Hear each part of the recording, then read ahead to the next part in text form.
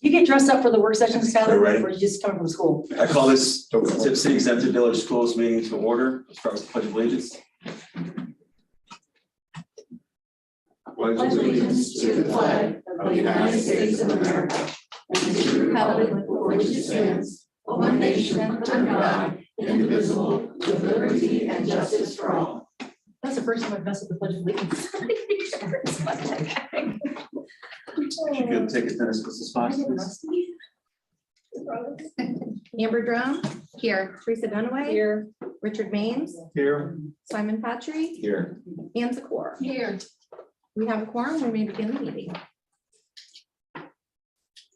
Can I have a motion to approve the agenda? I motion. A motion to approve the agenda by Mrs. Drum. Is there a second? Second. Second by Mrs. Dunaway. Is there any discussion? I'm good. Sorry. Yeah, I would like to, there is not a lot of description in the discussion items. So I would make a motion that moving forward, we give our community more description. For instance, where it says, pay to participate. That's What are we talking point about? of order. The discussion items here are whether to add things to this agenda that's in this meeting. I'm adding stuff. I would So- like to add a description to each discussion item so that when people pull up our agenda, they actually know what we discussed and they don't have to look back at a 5-hour meeting. So What's- that is my addition. I would like to add a description so that people at home don't have to spend 5 hours looking at our tape. They can go to the discussion items and see what we actually spoke about. Because as stated now, it gives zero information to the community, zero. It's a topic with no direction. So that would be I would like to make that addition. Okay, so what descriptions are you adding? I mean, each agenda item. For instance, it says pay to participate. Well, we could be here talking about that for 36 hours. What are we trying to discuss? Work from home procedures, what are we trying to discuss? What is the direction of the conversation? All it says is discussion. Wellness activities budget, what are we discussing? It should say public content. Point of order. So. Yeah, I just want more description, that's my So, point. okay, I understand that you want more description. The purpose of the present motion is to approve or modify the agenda specifically. I'm modifying the agenda. I would like to I- add information to the I'm- discussion I'm items. trying to help you here, is that if you're wishing to modify it, you have to articulate how you wish to modify this agenda. And so you have to make a motion specifically, for example, I wish to modify. I don't know what the conversations are, Simon. I didn't set, you and Mark set the agenda. I don't know what your vision was for the item, so I don't know what we're talking about, so I can't go into it item by item when I don't know what we're doing here today. I would gladly do that if I had any kind of direction. I would love to help. So then you could certainly continue your conversation then in relation to whether you wish to approve the agenda or not approve the agenda. That's certainly permissible. So if you wish to continue articulating in that light versus amending it, I wasn't trying, I may have misunderstood. go ahead, Ann, you're good, maybe you could try Well, I something wanted else. to amend the motion to state adding the agenda as a discussion item. Oh, that would work. That would be a better way to do it. I like that idea. There's a motion to add the agenda as a discussion item under section Yeah. 3. Is there a second? I'll second. Present motion before the board is to amend the present agenda to add an agenda item, named agenda under section 3 discussion items made by Mrs. Zakor and seconded by Mrs. Drum. Is there any discussion? Second by Dunaway. I'm sorry. Yeah. Thank you. Yeah. Seconded by Dunaway, not Mrs. Drum. All right. Mrs. Fox, if you can take a vote on the agenda being modified to add agenda as a discussion item under section 3.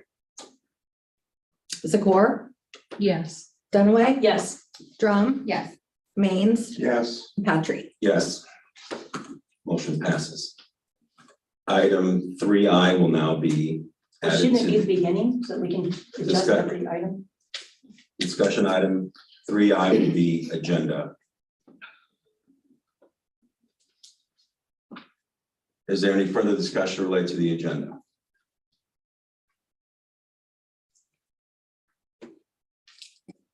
Is there a motion to approve well, it's already, I guess, now that was to amend it. Now is there a motion to approve the present agenda as amended? I'll make the motion. I'll second. Motion by Mrs. Dunaway, Mrs. Drum, to approve the agenda as amended.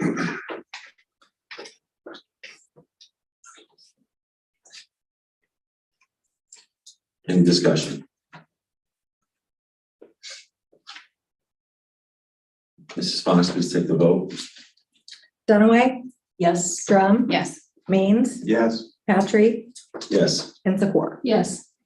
motion passes. Next item is 2A, minutes from August 22nd, 2022 meeting. Is there a motion to approve? Move that we approve. Motion by Mr. Mays. Is there a second? Second. By Mrs. Drum. Discussion.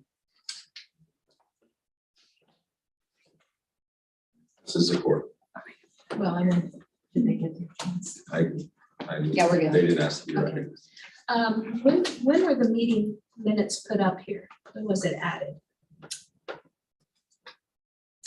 Saturday. Probably Saturday around noon. Yeah, Okay. Saturday morning. Okay. Yeah, Thank you very much, Melanie, for your heads up on that. it didn't look like I put it in as an action item, so I'm gonna handwrite the vote, so I'll get it in there. I appreciate trying to get that out there before, just, the day before or the day of. So, thank you. Well, I do try to get it in prior to Saturdays. I typically don't like to. But unfortunately, sometimes I do like to watch the whole meeting and Mhm. listen to all of it. So I did come in that morning. So I Good like to job. rehash and make sure I have it all. So Yeah. thank you. I would just, are you done, Mrs. Yes, I Zakor? am. Is there any other discussion? I just add, I think on minutes, they have to be received by the board 2 days in advance to avoid having to go into essentially free read of them or something like that. I don't recall the issue. There's something with that I seem to recall. So Well, this was 54 hours, so she made it. I think it was, I- I think it was two. I understand that. I'm just noting it so that we understand that, so that we're, because the response made me a little nervous that they may not be occurring. So I felt I wanted to make sure that that is occurring. Okay. Anyone else? All right, next item is 3A, Facilities Committee Report, Architect Recommendations, and OFCC. So we do the vote, Simon, I'm sorry. Oh, I'm sorry, did I For miss the that? minutes. Yeah, it's just, there's action, but I'm gonna. Motion by Add Mr. it. Mains and Mrs. Rum to approve the minutes. Any other discussion? All right, take the vote, Mrs. Fox. Mains, Yes. Drum, Yes. Dunaway, Abstain. Patry, Yes. Zakor. Abstain. I didn't have a chance to look at it. Okay, all right. And I was absent, so. Motion passes. Thank you.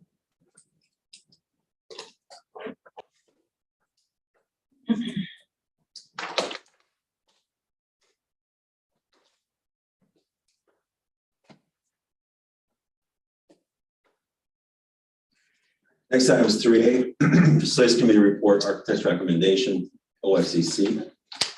Mr. Stefan, do you want to get us started on that? Facilities Committee had a meeting on September the 1st to review the two packets that were presented from architectural firms to have a chance to be selected for our upcoming project. The committee met, we had a template review form from our board council, and we went through the packets and gave consensus scores to each of the questions on the rubric. On a recommendation from council, The recommendation was to create one scoring form for each packet and not to let each individual member of the committee create his or her own. So we had a full-up discussion, and then we put a final grade or score on the rubric for each of the recommended items for each packet. When it was finished, we went and added up the scores on each of the items, and we had a whopping 1 point difference between the two architectural proposals. And so it was interesting. It was an interesting process how it played out, but that was the bulk of our facilities committee meeting. The last piece was just an update on the projected finishing date for the stadium. And as we reported out middle of last week, we did get the stadium finished, and it was inspected and approved for use. And I do have a few things. The other thing that was discussed in the facilities committee was that when they met with one of the architects, they learned that, well, I guess did you ever get an answer on that? I got a partial answer. We got a meeting scheduled for this week for a full conversation about it, but I can give a little summary answer. Okay, go ahead. When one of the architects toured our facility, he made a statement that had me, open my eyes a little bit wider and listen a little bit closer. That there are some OFCC funds available for renovation projects, and the understanding was that if your renovated building exceeded the OFCC percentage, then it wasn't going to be eligible for funding.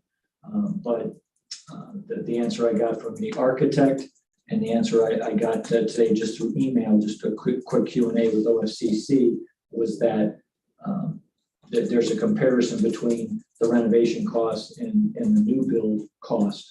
And as OFCC does the analysis, you can't exceed the new build cost. Cannot exceed the new build cost for a renovation project. That was news to me because my first understanding from our first meeting with OFCC is if you exceeded the OFCC percentage for the renovation project, then you weren't eligible for OFCC funding. That was my understanding. But once you exceed that percentage, then it's 100% on the local, to take care of the rest of the project. So we have a phone conference set up for Friday. We're still kicking back and forth times to discuss this a little bit further, so I get full clarification on it and we can provide an update to the board after that phone call. When that was discussed, this committee felt it was important to get confirmation either way as to whether the first understanding is correct or the second understanding is correct, and then get it in writing. And so look forward to seeing what that is. The other item that we discussed was the roof. We're still, I think, I haven't heard anything, it's fine, correct me if I'm wrong, we're still waiting on a report from Mr. Sturgill to the board. As part of the discussion informally, there was, how do we address the fact that the roof may need to be replaced, the fact that we may be doing new buildings or renovating, and then how you would do that. Informally, discussions were had about potentially looking into the cost of modular classrooms, which would likely be required in either whether you renovate or you build new, those will likely be required.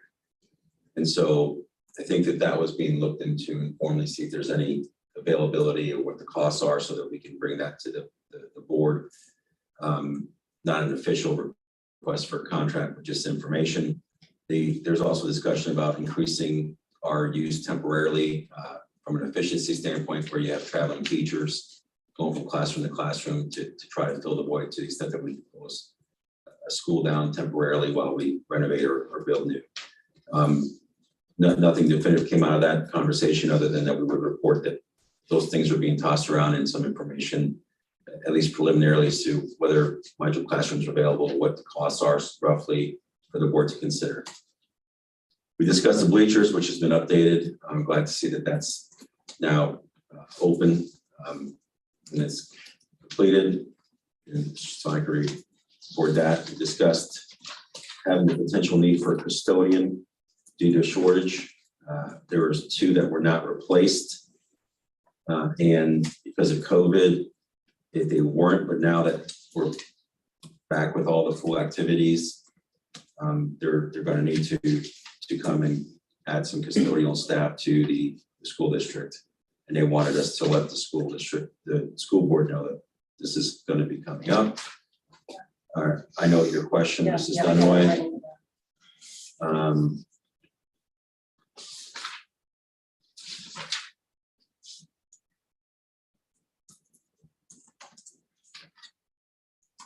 I think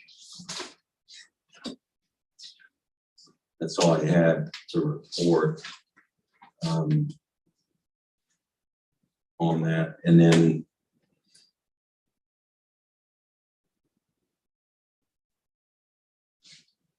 Mrs. Dunaway, you had your hand raised.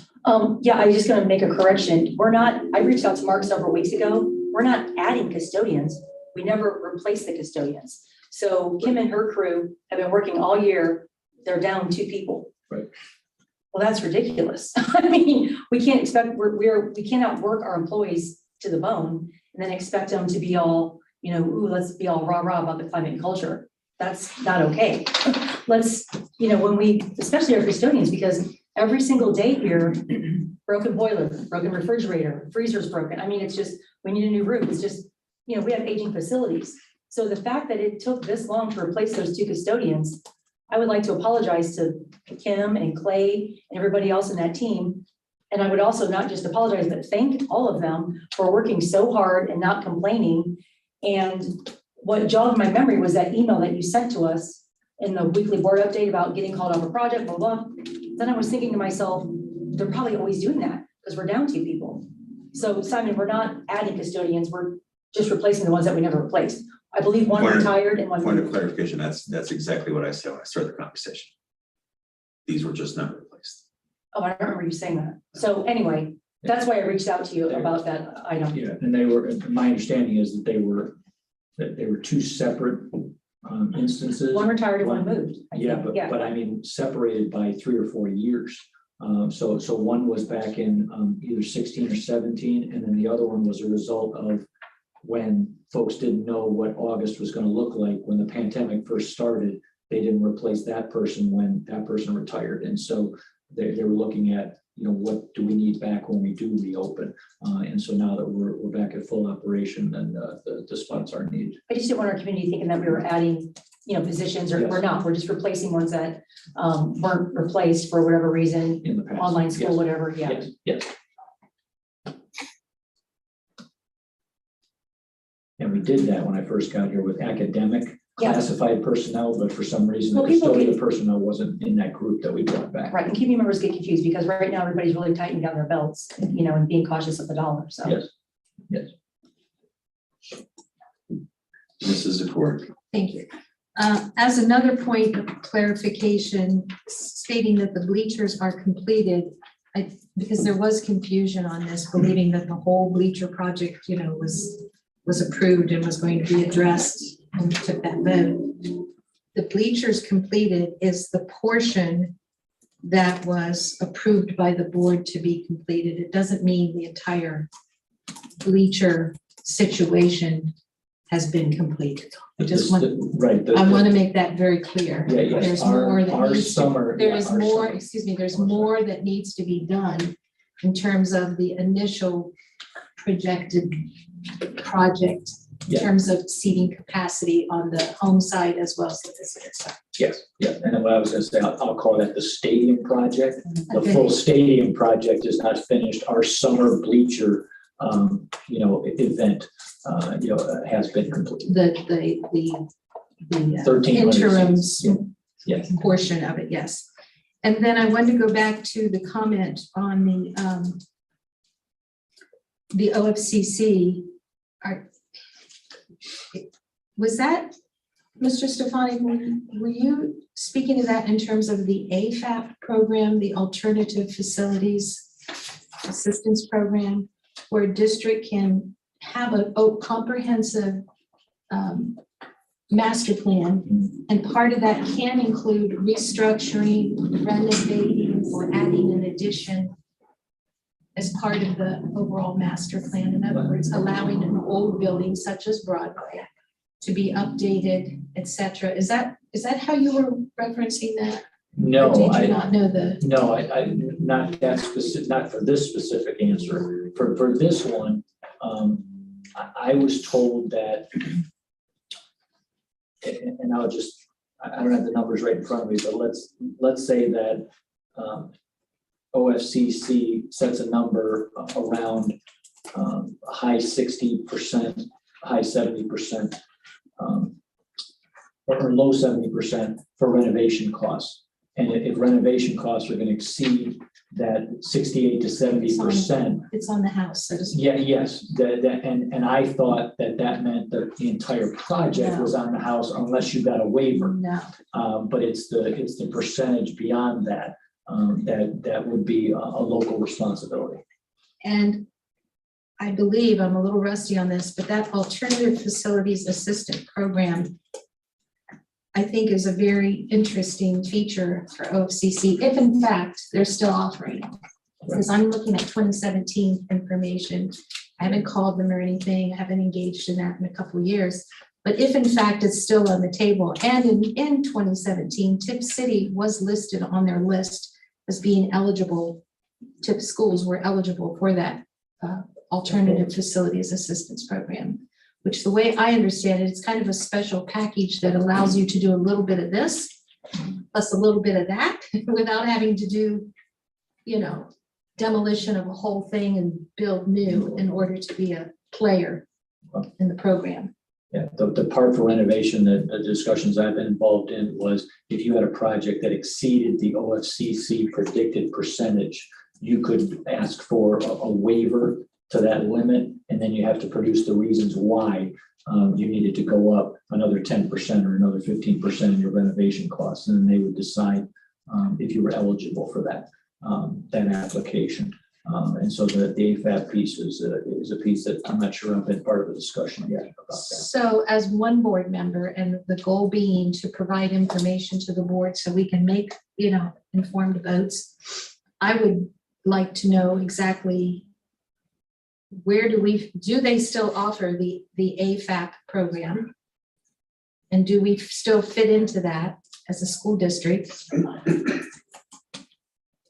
And a little more of the particulars of that, because that could be a really kind of special a formula if in fact we want to preserve some of the buildings or.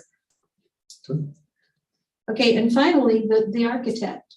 I guess I'm just a little confused. Oh, okay, go ahead. I yield. I'll let Mrs. Dunaway. Hold on. Okay. Mrs. Drummond, you have not yet spoken to you, wish to speak.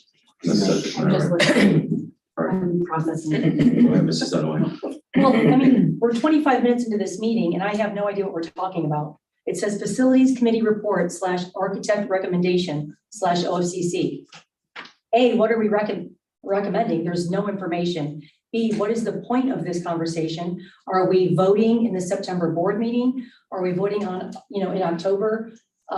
Simon and Rick, Mark, you're on that committee.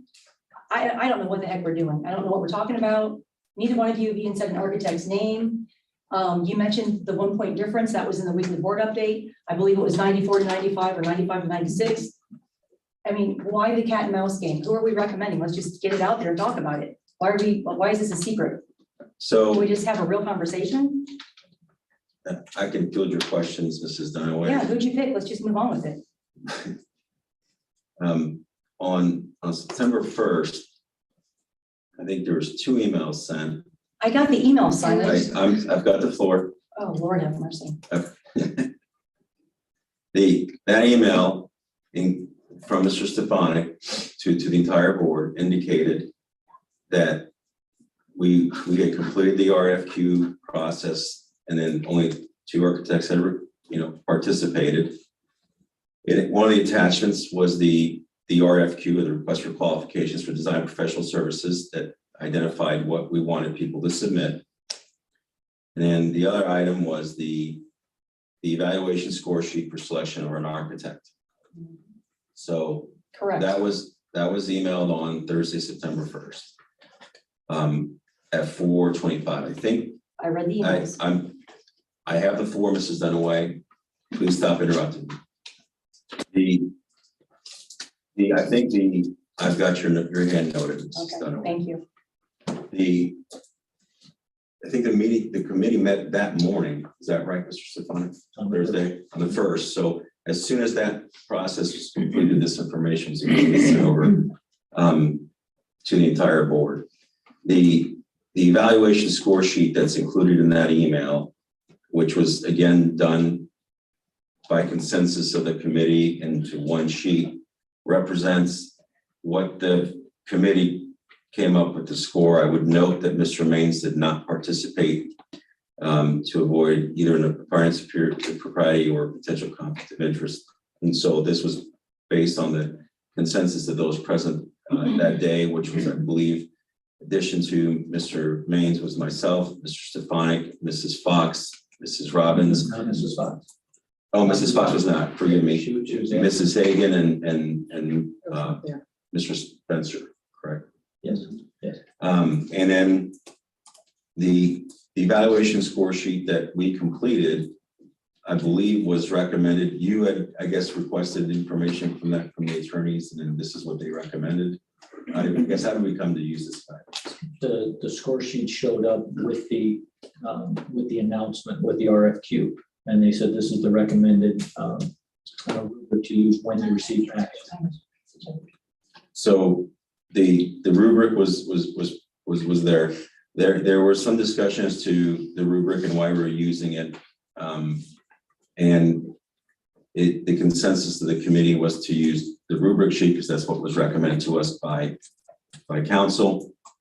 The rubric sheet was completed, that it was filled in as the committee came to a consensus with the score, and the two architects that submitted were Richley Architects Inc. And Garmin Miller. Can't speak for the committee, but both were very impressive. The total score for Richley Architects was 95, and the total score for Garmin Miller was 94. And so the recommendation of the committee, based on the rubric that was recommended to be used by our attorneys, is that we utilize Richley Architects based on the RFQ and the recommendation of the facility of the committee. So the purpose of this item was to do what we're just doing right now, is to see if you have any questions related to what was sent to you on September 1st, as well as to discuss that. And there's nothing preventing any board member from making a motion to approve the facilities committee's recommendation to retain Richley Architects, and then to either request a contract from them or have one prepared from our attorneys, or we can wait to discuss it at the next board meeting in more detail, or take action then, or do nothing. It is at the pleasure of the board. And so that's what the recommendation on the architect was. The OFCC, I had asked Mark to note that because I know that was different than what I have understood from my time on the facilities committee and our discussions in the board. And at one point, I think the board had directed Mr. Stefanik and Mrs. Fox to come back with funding options, and that kind of hybrid situation was not represented or relayed, and I think that was different than what I understood. So I thought it might be different than the board understood, and I asked Mr. Stefanik about it, and the committee thought it was a good idea to report that to agree to the board on. And in the facilities committee report, I think that's just the facilities committee. I'm reporting on its activities. There's been some board members who indicated that the information doesn't come quickly enough, and even though that would typically be included in the regular board meeting, I included the update as timely as I possibly could based on some past comments. And so I've reported to the board on that. Mrs. I think Dunaway has asked, but you've only spoken once, Mrs. Zakor. So if it's all right, Mrs. Dunaway, I'm gonna have Mrs. Zakor go first and you can follow. Go ahead, Mrs. Zakor. Thank you. I think what's happening here, we talk about these lengthy meetings. And I think what's happening, the question I thought was really straightforward. And we don't need necessarily, a 6, 7, 8 minute historical overview to answer that question. The answer finally came, but I think the key point here got missed. On the discussion items for our agenda, not only for board members, but for the public at large, there seems like what I'm hearing, correct me if I'm wrong, but you concluded the recommendation would be Ruchley. Richly, I'm sorry. Garmin Miller, Richly or Garmin Miller. Okay, and I believe if I heard correctly, that the recommendation is Richly. Richly. Richly, Okay. Richly, two Oh, it words. just doesn't match the spelling, but anyway. So why is that complicated? Why wasn't Richly just put on here on the agenda that it was a recommendation by the facilities committee for the benefit of all board members as well for the public at large who likes to get on here and look at these agenda items? Amen. It's a simple question, simple answer, and historical overviews going on and on, I think is what creates these 3, 4, 5 hour meetings. 3-hour meetings would be lovely, they're 5. Okay, so that's all I have to say.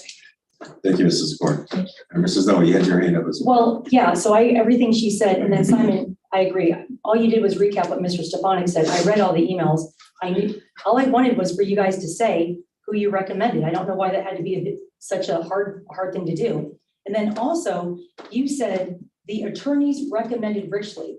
I find it hard to believe our attorneys, Simon said the attorneys recommended Richly. I wrote it down word for word. No, Mr. Stefanik said the attorneys recommended using a rubric, which is what we've always done for everything like this for obvious reasons. So for you to say the attorneys recommended Richly, I don't think Susan or David would have recommended Richly. I find that hard to believe.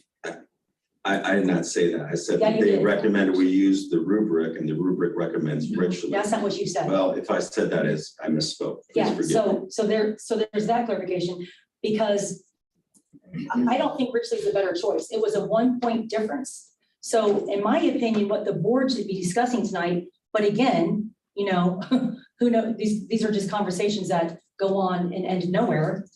The board should be discussing right now at the September board meeting, are we approving Richley or are we approving Garmin Miller? A 1-point difference to me is not like, boom, we're giving it to Richley. It was 95 to 96. That's not like 90 to 70. And so I'm not going to monopolize the floor, but that would be, to me, that's what we should be discussing tonight. Are we using Garmin Miller or are we using Richley, and why? Are we voting on it in September, October, November? I don't know what the plan is. When does the facilities committee think that we're going to start the building plan? I don't know. No one's told us. Simon, Greg, you're on that committee. Point of inquiry, please. Point of inquiry. Go ahead, Mrs. Zakor. Thank you. What is the purpose of the architect recommendation at this particular time? Is the architect going to be driving the look of the plan? Is the architect going to be weighing in on what we should be doing with our facilities? I mean, I thought it was all community driven and administrative driven. And then after you make that scope and that plan, you bring in the architect to fulfill it. So I'm confused. What role is the architect playing at this stage in the process? Since we haven't even identified a plan. So I can answer that. So I'm not sure if you read the attachments that Mr. Stefanik sent on September 1st, but in those RFQs that the 2 architectural companies completed, the committee reviewed, there are proposed services and timelines included in those. And so in those things, there are different times related to when they would bring the community in. That, for example, I don't speak for the committee, but Richley Architects had the community coming in a lot earlier on than the Garmin Miller group. And so in my opinion, that made sense. there's a bunch of different things. And so that was kind of all outlined in those RFQs. And they had timelines and kind of dates, and they also identify other projects that they had going on, things of that nature. The purpose of this discussion is to discuss it. So if you don't particularly care for something, you don't want to do something, or you want to recommend something else, this is that time. We could be talking about that. We're not. I don't know why. I think as a committee have provided the recommendation, articulated the reasoning why, have attached, communicate everything to the board, and so the board can do what it wants now. Go ahead, Mr. Stefan. In my past experience, the architect is the one that implements the will of the community, or the will of the district, or the will of the board. But in projects that I've been involved in, they've been there at those discussions. And so let's say we have a community discussion, and let's say that half the room is pro new build, and half the room is pro renovation. These are what they call pre-bond activities, and they would actually come forward with 2 architectural renditions, one with renovated buildings and one with new builds, and then people could actually see what the 2 different projects look like. And then they come back, and when I've been there, those meetings happen multiple times. So they have the initial sharing, then they come back with some renditions, and then they take more input, and they go back. And the ones I remember the most are the ones with the teachers, when they're going like, no, when we said we wanted this in the educational specifications, you didn't quite get it. And then they would go back and they would revise the drawings, and then they would bring the draft number 2 back, to the committee for review, and see if they got it right. And so this is the back and forth, and that's the planning timeline that I'm used to. And then you actually get into, okay, we're ready. This is what we want to put forward to the community. This is our project. Then they start, assisting with bond preparations, and then post bond upon approval, actually implementing the project.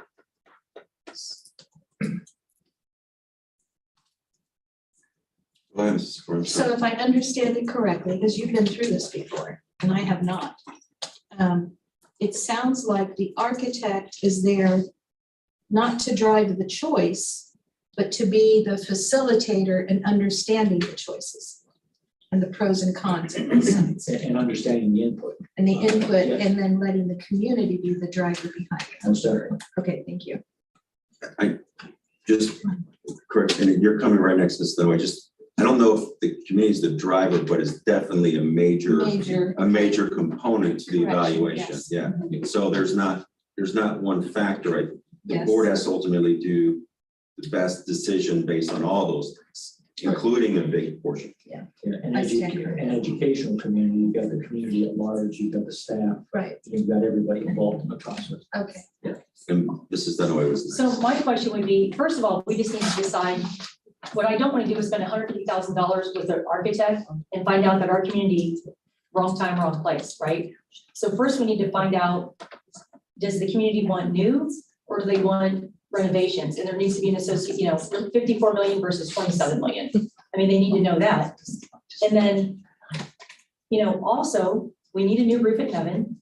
We probably need a new roof at Broadway, because they kind of were around same issue, same time frame. To realistically think that we're not going to have to replace the Broadway roof would not be a wise business decision, because then we're going to get stuck with $1 million bill, and then we're going to be scrambling around to find money. So I want Garmin Miller.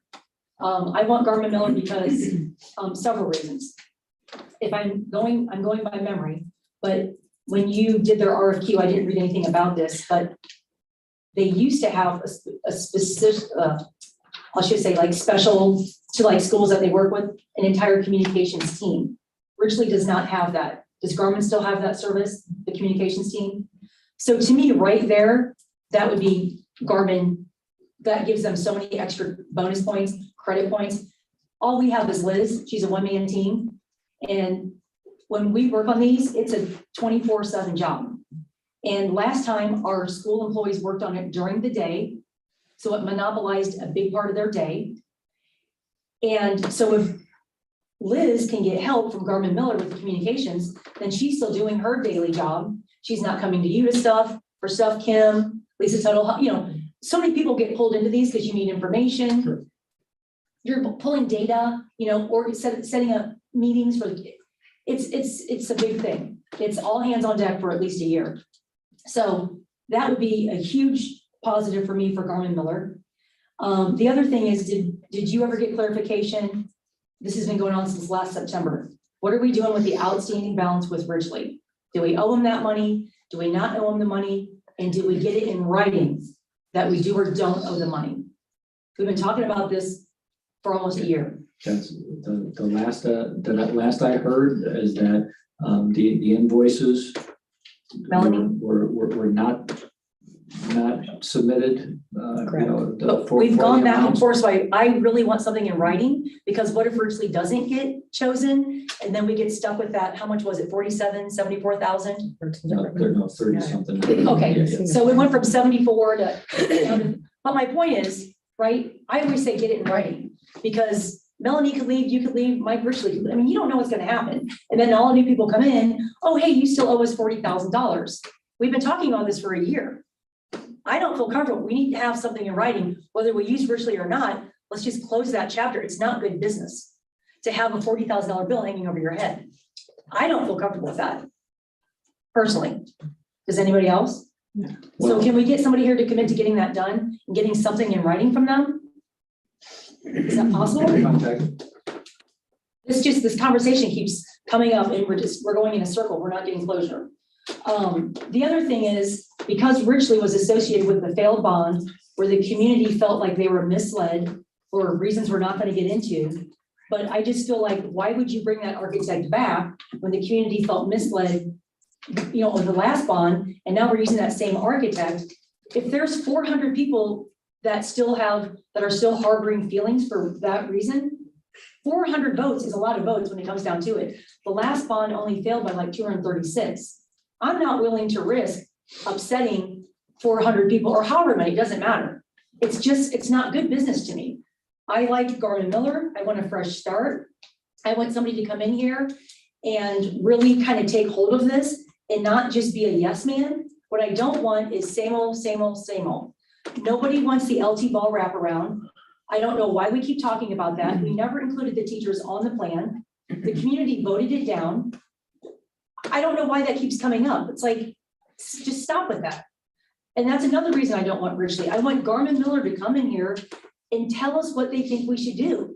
If he thinks we need a new roof at Nevin, new one at Broadway, and that can realistically be part of the plan, and it can be effective, and everybody can be happy, I want to hear that. I want new face, new project. We have to move forward, and I like Garmin Miller. Oh, you didn't mention Ms. Robbins, Simon. Was she part of that rubric meeting where y'all did tallies? I did mention Mrs. Ross. Yes, Okay. she was, Okay, because she was part of she and I are like we've been doing this Right. so many bonds and levies, and she has a lot of historical. She's our historical. She's a wealth of information. We've been through the good, bad, and the ugly together with these projects. And it's important that we learn from past mistakes. And like I said, I want Garmin Miller. So I'm just gonna say it. Garmin Miller is my choice. To me, there's no question. I've got you, Mrs. Corbett, before I just want to give the other board members. Mrs. Drum, Mr. Mays, do you have anything at this time that you wish to talk? Well, for me, the reason I abstained was because one of my clients is, associated with Garmin Miller. So I So couldn't. I didn't know that. Okay. Yes. Thank you. I didn't know why. So I put that out there, so Yeah. Right. I am behind. They were both great, I will say that. Both of their resumes were excellent. And I'm behind whatever we all decide to do, even if it's not the one that I would choose, and I'm not going to tell you who I would choose. Right, because you can't, because you have business. You can't. Right. Yeah, That's what I yeah. said at the committee meeting. Yeah, so Learn I'm about just- this. So that's the only thing I have to say. Gotcha. Mrs. Drum? Anything? So I don't know if this means anything, but I'm like looking through all this stuff because it was a lot to look through. I guess the only thing that would concern me is like knowing a time frame. So they both seem like they have a lot on their schedules as far as like what they're working on right now. So I guess that makes me a little concerned as far as like how far ahead is this, considering all the things that are currently going on with our buildings. So that's my concern. And if yes, Can I speak back? When we looked at that was actually a discussion we had. Okay. And both of them have several projects being completed in spring of 23, or early maybe 24. Yeah. And so that would be the time when that we're actually ramping up our campaign. okay, So we won't be breaking ground at that Okay. time. We'll be breaking ground after 23 or early 24. okay. And so their ledgers would be less crowded at that time. All right, thank you. That makes me feel better. Thank you. Mrs. Zakor? Yes, can someone here that's on the committee explain to me on, when you look at this rubric, number 12, proposed modification to agreement terms? One firm is ranked a 1 and the other firm is ranked a 3. What does that mean, proposed modification to agreement terms? What are you evaluating there? I can't speak for the committee, but what I can do is speak to how I viewed that. Yeah. So if you look at the RFQ process, one of the things that they have in the, I'm trying to find the attachment here. 36 pages, It's one way, page. it's way at the end. So it's No, way- it's no, way at the I'm not talking about the, I'm talking about the actual RFQ that was announced. So on that is date August 1st, 2022. It's the request for qualifications for design professional services.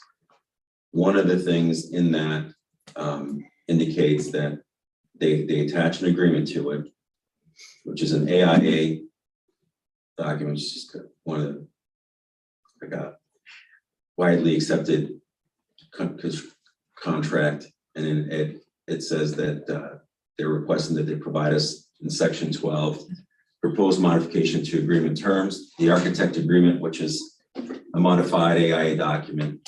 And then it goes on. If your firm would like to propose any deviation from the terms, you must identify those terms and submit your proposed language in detail in your SOQ. In a section clearly titled proposed modification agreements. Failure to do so shall be deemed to be a waiver of the right to negotiate the terms, modifications to be accepted in owner's sole discretion, et cetera, et cetera. So that was there. And then there was the proposal by Richley included a red line agreement, and Garmin Miller simply stated that they had, and I want to use their exact, when I said they had a red line agreement, they had revised all the language. On section 12, Number 12? section 12, number 12, Oh, okay, whatever you wish to call it, page 94 okay. of Garmin Miller's. Garmin Miller didn't do anything in that section other than say at this time. So they said Garmin Miller has no proposed modifications at this time, which kind of sounded like they wanted the opportunity to come back and do that later on. And so based on the way the RFQ instructions were provided, including like, put it in now, they're trying to qualify that. I wasn't impressed with that response for that section. It's either we have no proposed revisions or we have them. To me, no proposed revisions at this time didn't make sense. And then the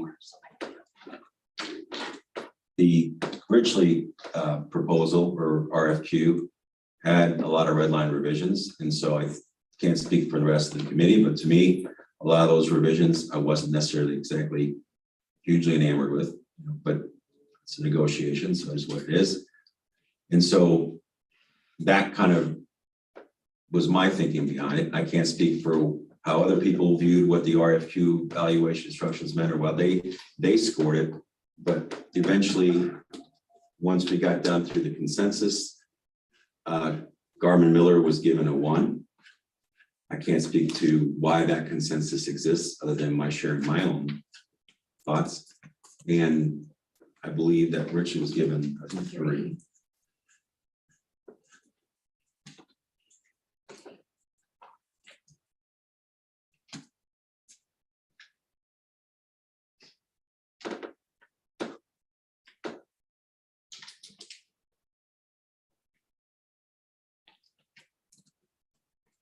I think you still technically have to form a system core. Okay. Yeah, because that's kind of like, there's a 2-point difference there and there's only a 1-point difference in the. Overall. Yeah, and so I think it's important to understand that. I am looking now on page 27.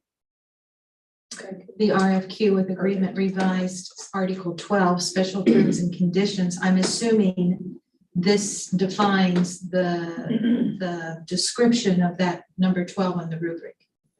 Am I correct on that? It's not that it applies to this firm or to that firm. It's just the description of what we're looking at, what one is looking at to evaluate. Yes. Okay, and so I'm looking in here, special Article 12, which is number 12 on that rubric, special terms and conditions, architect's duties in general, architect's obligations and duties, architects consistent with standard of care, architect shall endeavor maintain good working relations. It goes all the way down to non-discrimination, number 1212 notices, 1213 modification, 1214 alternates, ethics, partial invalidity counterparts. So looks like there's 18 sections that make up the modification agreement terms. And so I am curious that my hunch tells me, I may be all wrong on this, but nobody's really looked at each of those 18 sections in terms of each of those architect firms to make the determination that one is worthy of a score of 3 and another is only worthy of a score of 1. 18 is a lot. Maybe I'm off on that, but I have a feeling there was probably a gut instinct in grading that. Because that's a lot to go through unless each one of those firms provided you all the information on those 18 subparts of Article 12. Therefore, the reason I bring that up, and you have that 2-point difference between the two architect firms, then maybe in fact you have no point difference between the two architect firms. So I don't. What I remember of the discussion is there was actually more of a discussion that there may have been a 5-point difference in that rating, because some of the comments were this firm didn't review and provide any input on the 18 items, and the other firm did. And so it wasn't about what was in the 18 sections. It's about whether or not they could live with what the AIA put out there as a template contract, or if they made revisions to the different sections of the contract. And so some of those were out there, and then somebody else said, no, they had an option that if they liked it as is, then that's their decision. And so that's where, we got around to getting some points. And did any of this process include monetary assignments for each one, like one's more this amount versus, so we didn't even get into you didn't even get into the financial No. distinctions between the two? No. Well, that's kind of key, isn't it? It could be. Yeah, it could be. Okay, that's all, I'm, like I said, I'm kind of like Mr. Maines, I just want the best and I'll go with, I'm not hooked into either one of these. So I just, whatever's the best for the district. When does finance become a part of the discussion? I mean, that's kind of important. What if you had like a $60,000, $70,000 discrepancy between the two firms, but both saying they're going to offer the same services? Yep. Would that not be a deciding factor or an influencing factor? Well, we can. I can't speak for the committee on this issue. And what I'm relaying is just my understanding, which could be flawed. I don't know it to be factual, but my understanding is that when it comes to the building contract, there are percentages that the architectural engineering firms get paid, and then there are different things that they do, and that there are certain ranges between what's considered market in those rates and what's not. And then one of the things that I was asking about when I first joined the facilities committees, when we were still discussing the LT ball wraparound, which is not being considered by the committee, by the way. The committee, I'm the only one that was a fan of that. Nobody else was, so that's gone. Unless the community resurrects it. He did not like it. So, long story short is that that's gone. But when we're still considering that, one of the things I was looking at, they had all these percentages that the architect was getting that was included in our cost calculation. And I think that when I asked those questions, I think Dr. Kump or Mr. Stevens may have contacted the attorney to ask whether those rates are market or how you negotiate those or something like that. I don't recall exactly what was asked, but it was based on essentially that's kind of how these architects get paid on, and these are market. And so my understanding of the process is that these architects can't bid us a price because the project's not yet defined. Right. And so you have a chicken or egg issue, you got to get the architect. And so you then on the back end just negotiate the rate based on what's market. And then you utilize the attorney for the contract related to that. I could be wrong, but that's my understanding. All right, Mrs. Dunham. I just go back to my original point. Fresh board, fresh project, fresh face, that would mean Garmin Miller. We've had community members come in here and for whatever reason, they did not like Ridgely. And the last thing we need is community members out there alienating other voters. Because if a person feels strong enough to come into a board meeting and make a comment, you can bet they're talking about it when they're not in the boardroom.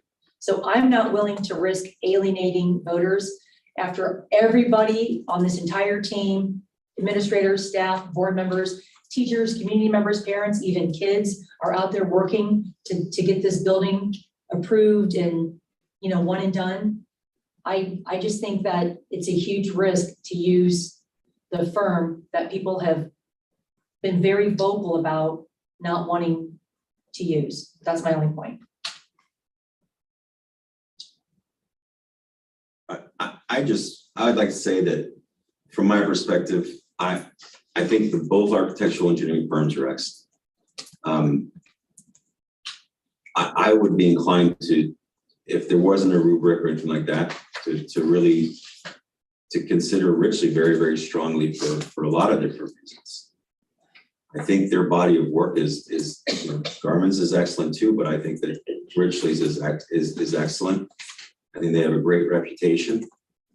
They've done a great job. They have come to our community time and time again, free of charge, and perform services for this community.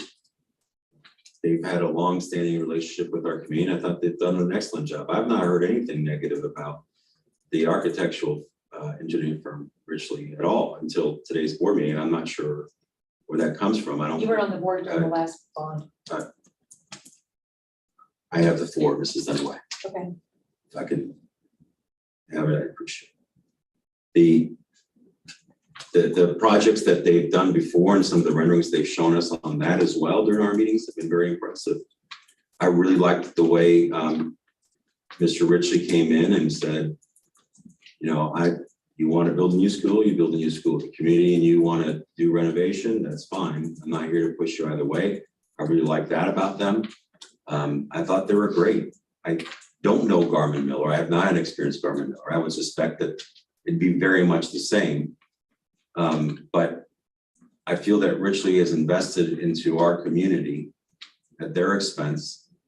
I think they've done a lot for us. And I think as a community, when you have all things being equal, and you've got someone who's shown that they're invested in us, you invest in them back.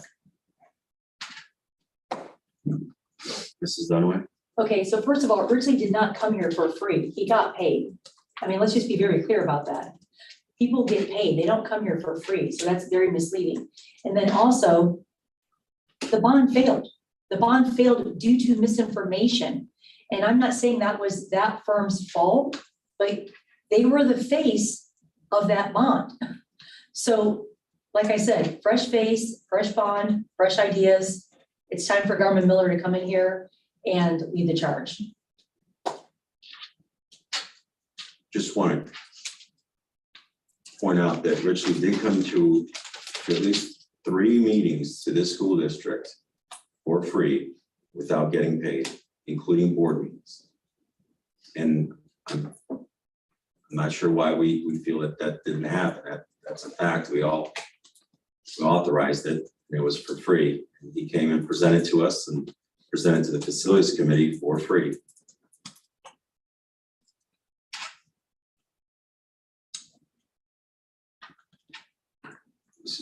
Mrs. Zakor.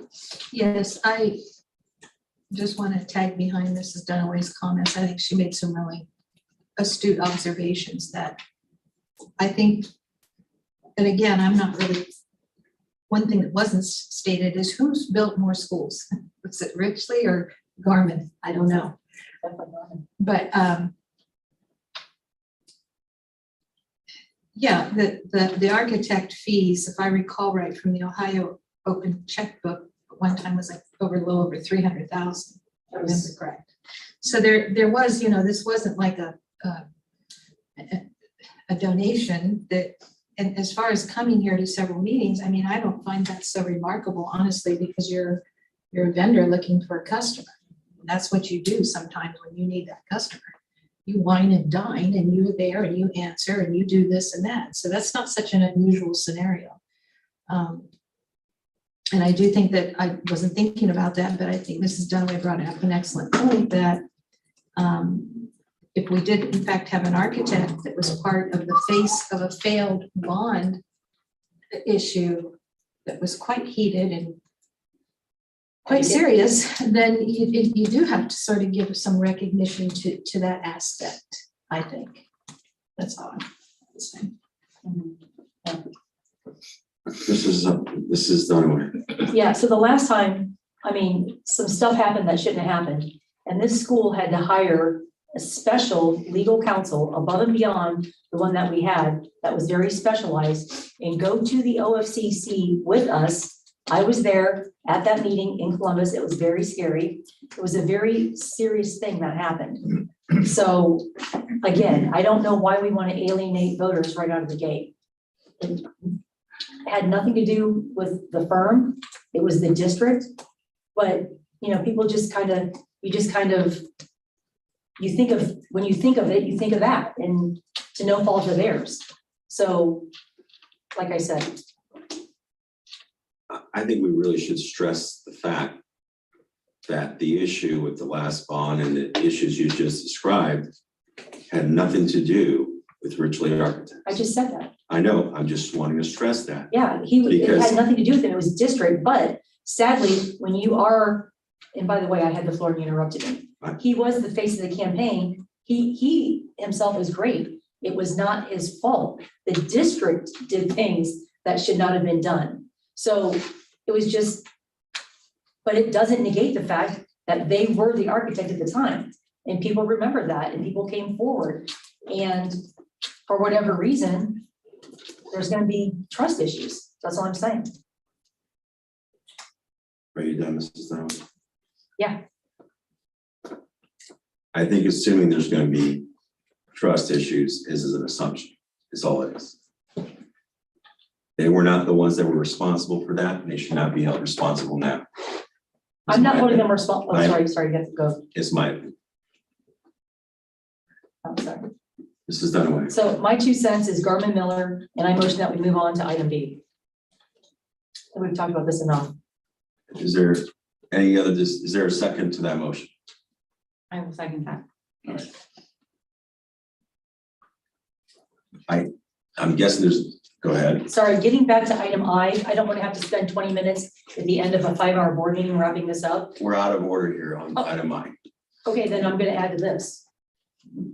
There's a motion right now to move on to the next item, which is 3B. That's fine. Monthly financial statements. I'll make a note to do it on I. All in favor of moving on to item 3B, monthly financial We have to have a discussion on statement? it. Is I made the motion. there's a motion by Mrs. Dunaway, second by Mrs. Drum. Is there any discussion on the motion to move on to item 3B? All right, Mrs. Fox, please take the vote. Dunaway, Yes. Drum, Yes. Means, Yes. Patry, Yes. Zakor. Yes, Next item is 3B, monthly financial statements. Discussion on need for board action each month. yes. Mr. Stefanik, did you want to introduce that?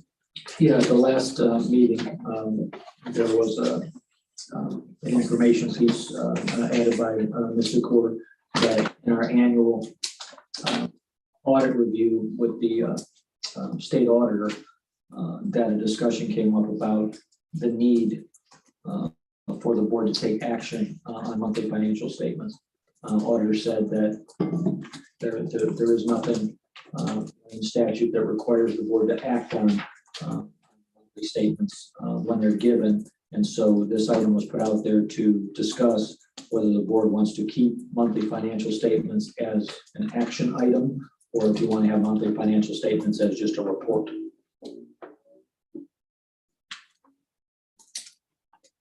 Is there any discussion? I suggest we just keep it as a report. That was what Nancy. Thank you, Mrs. Zakor. Thank you for attending that meeting. Well, Mrs. Zakor. Okay, thanks. Yeah, because, and I was part of that call, as was Mr. Factory, and so, yeah, it was real enlightening, because, you know, anybody who's seen us, some vote yes to approve it, some abstain. And my question was, first of all, I'm not an accountant, and I can't be really totally, you know, held accountable for these numbers. So what does that mean if I approve it? What does it mean if you abstain? What is the obligation statutorily to take a vote on this? So I thought it was informative. We learned, according to the two auditors, that there is no statutory requirement to approve it, and that when you do vote yes, you're not voting. Let's see, how did they state that? You're not necessarily voting on the accuracy as much as you are voting on the presentation that has been presented in a public setting. Is that right? Or received. Or received. Or Okay, thank received you. it, yes. And so then my question became, well, then that, you know, a little bit of time here, a little bit of time there. Well, why do we even go through that kind of dog and pony show of, you know, approve, abstain, whatever? Can we eliminate that without eliminating the whole presentation of the statements to the public, which is key? You know, we need to keep that transparency. Can we continue to do what we're doing, just not put it to a vote? Let the treasurer present things, any Q&A, and then move on. And so I support, was it Mr. Mays that said? Yes, I support that too. Or did you motion that? No, I didn't make it as a motion, but I can make it as a motion. I got you noticed. Mrs. Corey. I'm finished.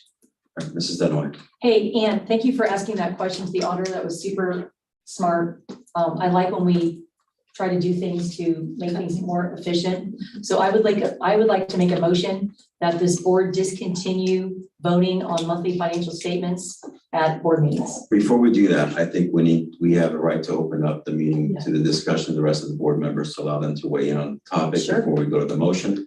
So if you don't mind holding on to that, Mrs. Dunaway, did you have any further discussion on the? No, I was actually gonna make a motion also, but just a little bit. Oh, yeah. Than yours. Go ahead, word it. You can amend. But But that's I fine. still only. Yeah, you still get a chance to speak, so no, I have another microphone, we're good.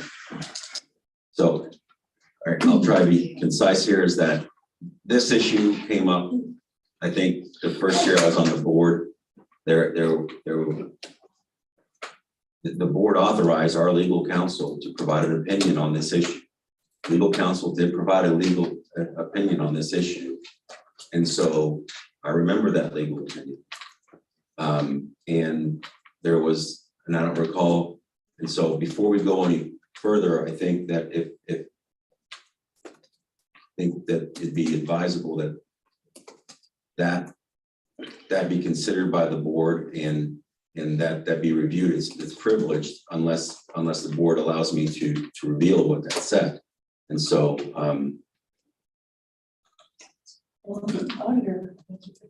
it wasn't the auditor. Well, and I think just we all need to remember is that the auditor is not a legal opinion.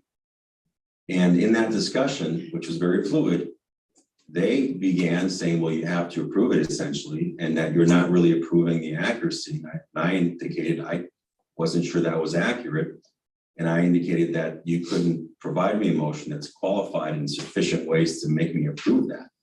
And then they went back and forth until they said, well, I guess you really don't. And feel very, warm and fuzzy about, that. I don't want people to think that we got, a green light. I believe that is correct, but that is not an illegal opinion from council related to that. That's why I've always abstained from it. But I'm not giving anybody a legal opinion here. I just want everybody to know that this board authorized a legal opinion related to that. An opinion was presented.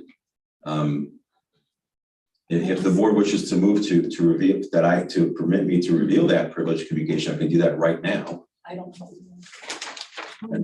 All right, motion by Mrs. Zagora. I will second that.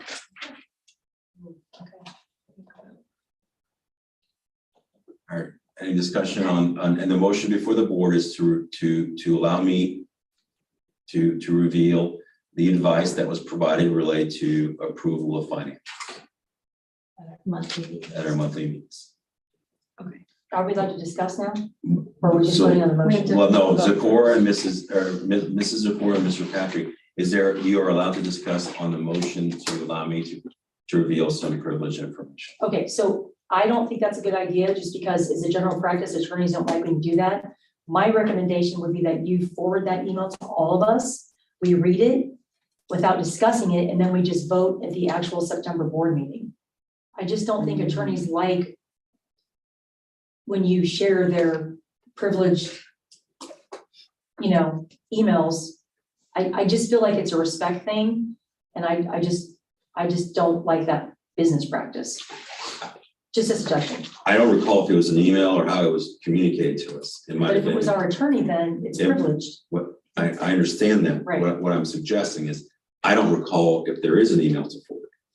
This could have been communicated to us in one of our meetings. I don't recall. I think it was an email, because I don't ever remember discussing this ever. I have a pretty good memory. Do you, Ann? No. Did you maybe do it separate, Simon? Or, I don't care, I but, did not. okay, that's fine. I'm not thinking, do No, because you want me to? the discussion came about because there was objections to my abstaining to the reports. So was that when you first came on the board? Like, I'm gonna try. This was, I think, my first year on. What would the title have been? First or second, the timeline, I don't. I'm just I trying don't to find it in my emails. I'm trying But to do. here, so right now, Mrs. Dunaway has indicated her discussion item. I've reflected my discussion. Is there any other discussion related to allow me to reveal that? So I will amend the motion that I made to include, I'd like to amend my motion to ascertain legal counsel's input on the requirement or not requirement or no requirement prior to making the vote to eliminate the voting on the monthly sessions. The monthly financials, excuse me. Just so I understand your motion, Mrs. Zakor, are you or is your motion a motion to authorize initiation of legal services to get the legal opinion, or to see if it's available already presently? Well, let's just do real time since it's been a couple of years. Let's see if there's any legal obligation for board members to take a vote and approve or disapprove monthly financials. So the motion by Mrs. the Zakor, treasurer. and tell me if I'm wrong, Mrs. Mhm. Zakor. Yeah. Motion by Mrs. Zakor is to authorize use of legal services. I guess you wish to direct that to somebody specifically? I think Mr. Stefanik or Mrs. Fox. Well, it's How about Mrs. Mrs. Fox? Fox? That makes the most sense. Yeah, Right. Fox, yeah. So motion by Mrs. Zakor is to authorize Mrs. Fox to obtain a legal opinion from legal counsel as to whether a Board of Education is required to formally approve financial statements. Approve or disapprove. yes. Approve or disapprove. Is there a second to that motion? I will second that motion. Is there any discussion on that, the motion to amend? Yeah, Go ahead. I just don't see why it's such a big deal. I really don't. And we just get into all this legal stuff. And, sometimes attorneys are wrong. I know most of the time they're right, but You know, these are the financial statements. We get to look at them. Most of us don't know what to even ask. Yeah, You they're know, as you complicated. mentioned, Complicated. you know, I think it should be a discussion item. If there's something glaring in the financial report that you don't understand, you've got the chance to authorize it or to ask her questions. But why we have to make a motion to approve it, you know, I doubt, looking back over the past 50 years, that anyone has ever disapproved the financial statements. Just, we're making a big deal out of nothing. And that's why these meetings last so long. So that's just my opinion. Move on. Mrs. Zakor. My rebuttal to that, Mr. Baines, would be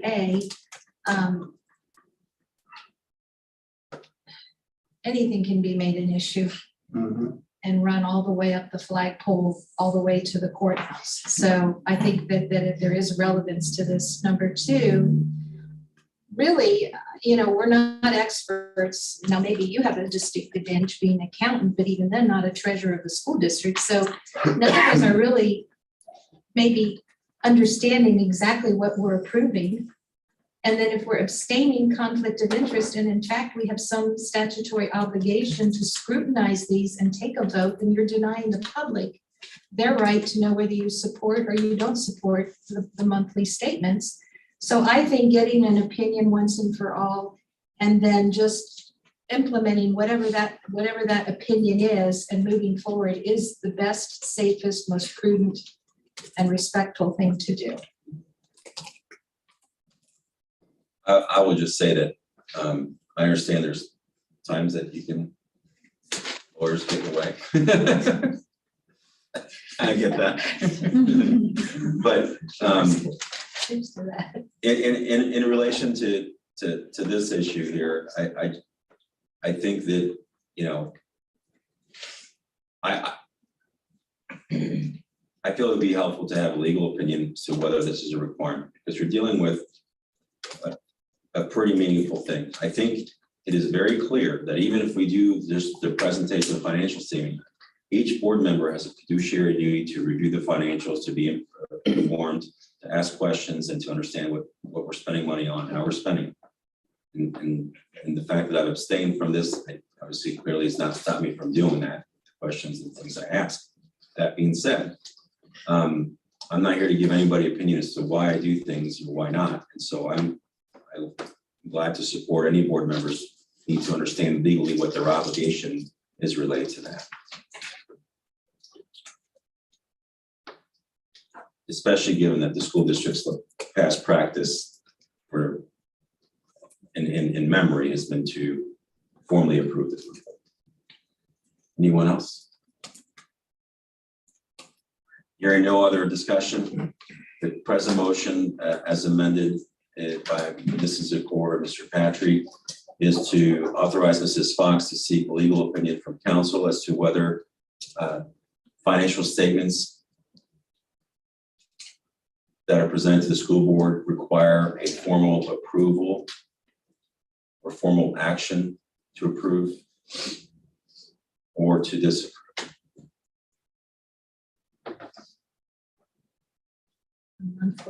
The monthly financial statement.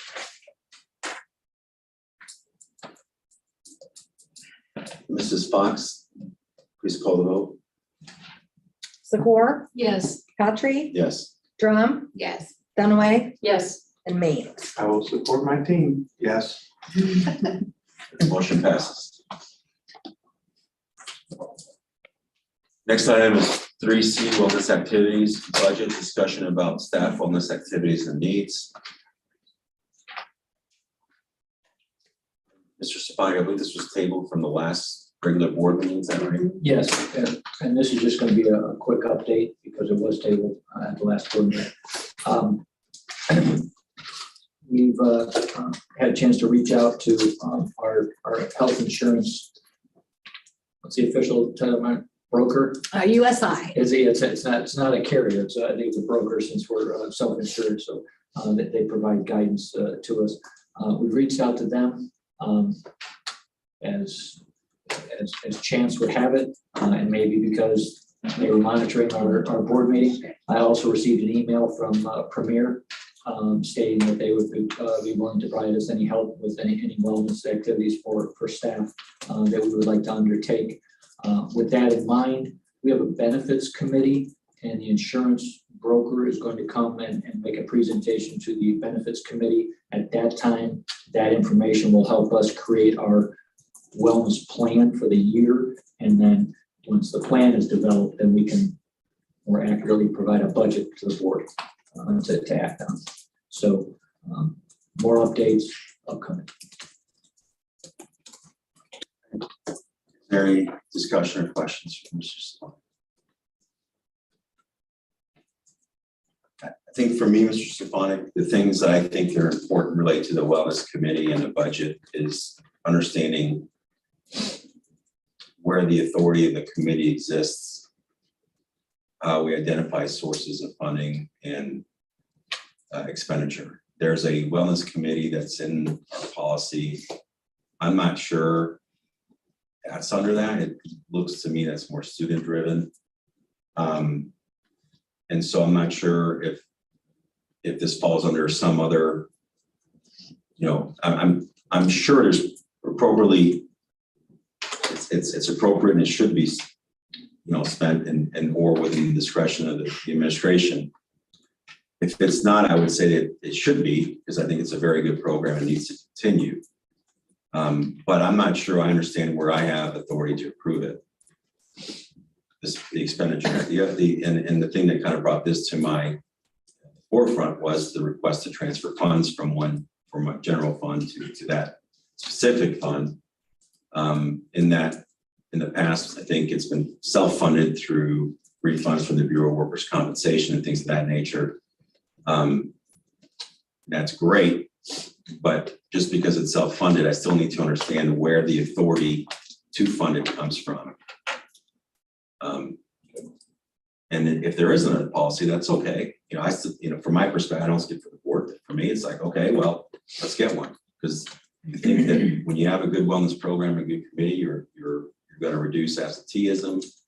People are going to be happier. They're going to have a better life, and our expenses, especially with the self-funded program, are going to decrease. And so it's a smart move. There's a reason this has been widely adopted by major companies who have a lot of expenditures related to wellness and health care. Anyone else? This is a court. Just as a tag along on that, yeah, I think that it's really about preventive versus curative. I mean, that's not rocket science. But when we had this discussion, it seems like the activities are, the way I remember, it was more or less on an honor system.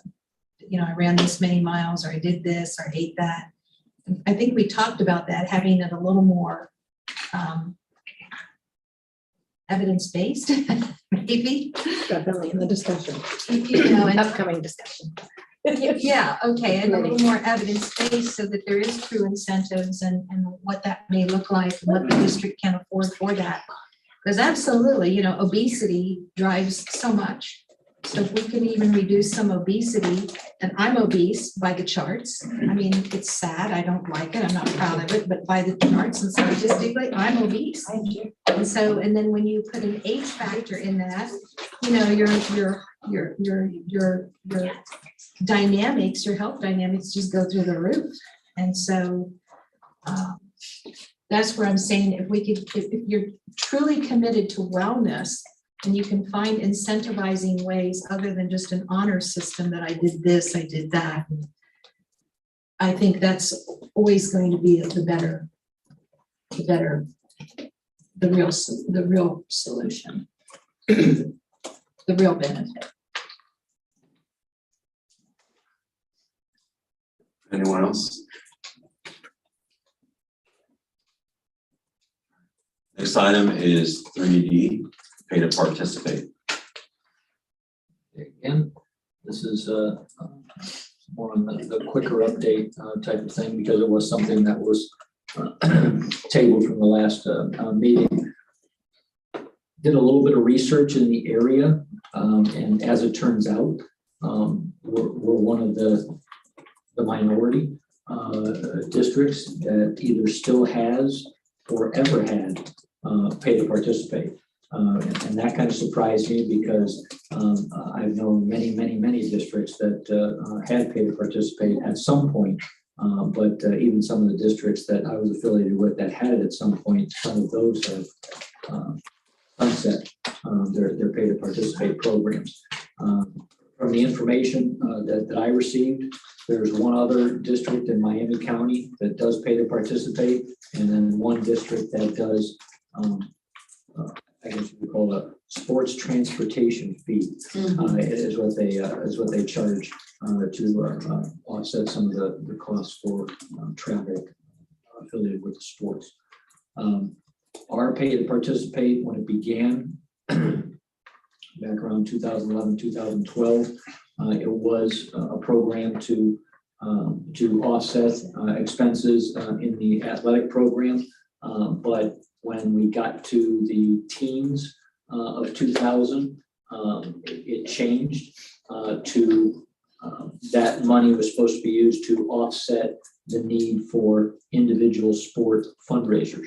Apparently there was a concern from the community that on this day a week, you might hear from members of this sports team for a fundraiser, and within that same week, you might be approached again by members of a different sports team, and the community spoke up and said that they were being asked too often.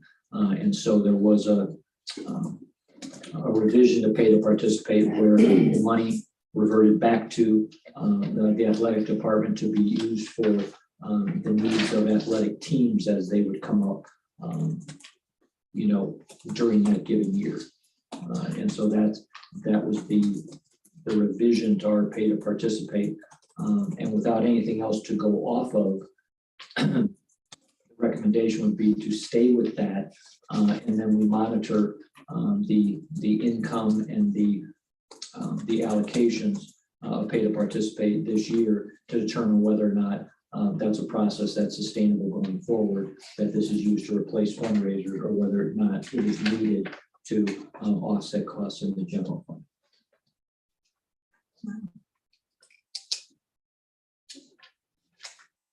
Anybody have questions, discussion, Mrs. Strong? Yeah, so I just want to make sure, because one of the questions that I had last time was making sure it went to a separate account, because it was just going to the general fund. Is that now, is it going to something separate?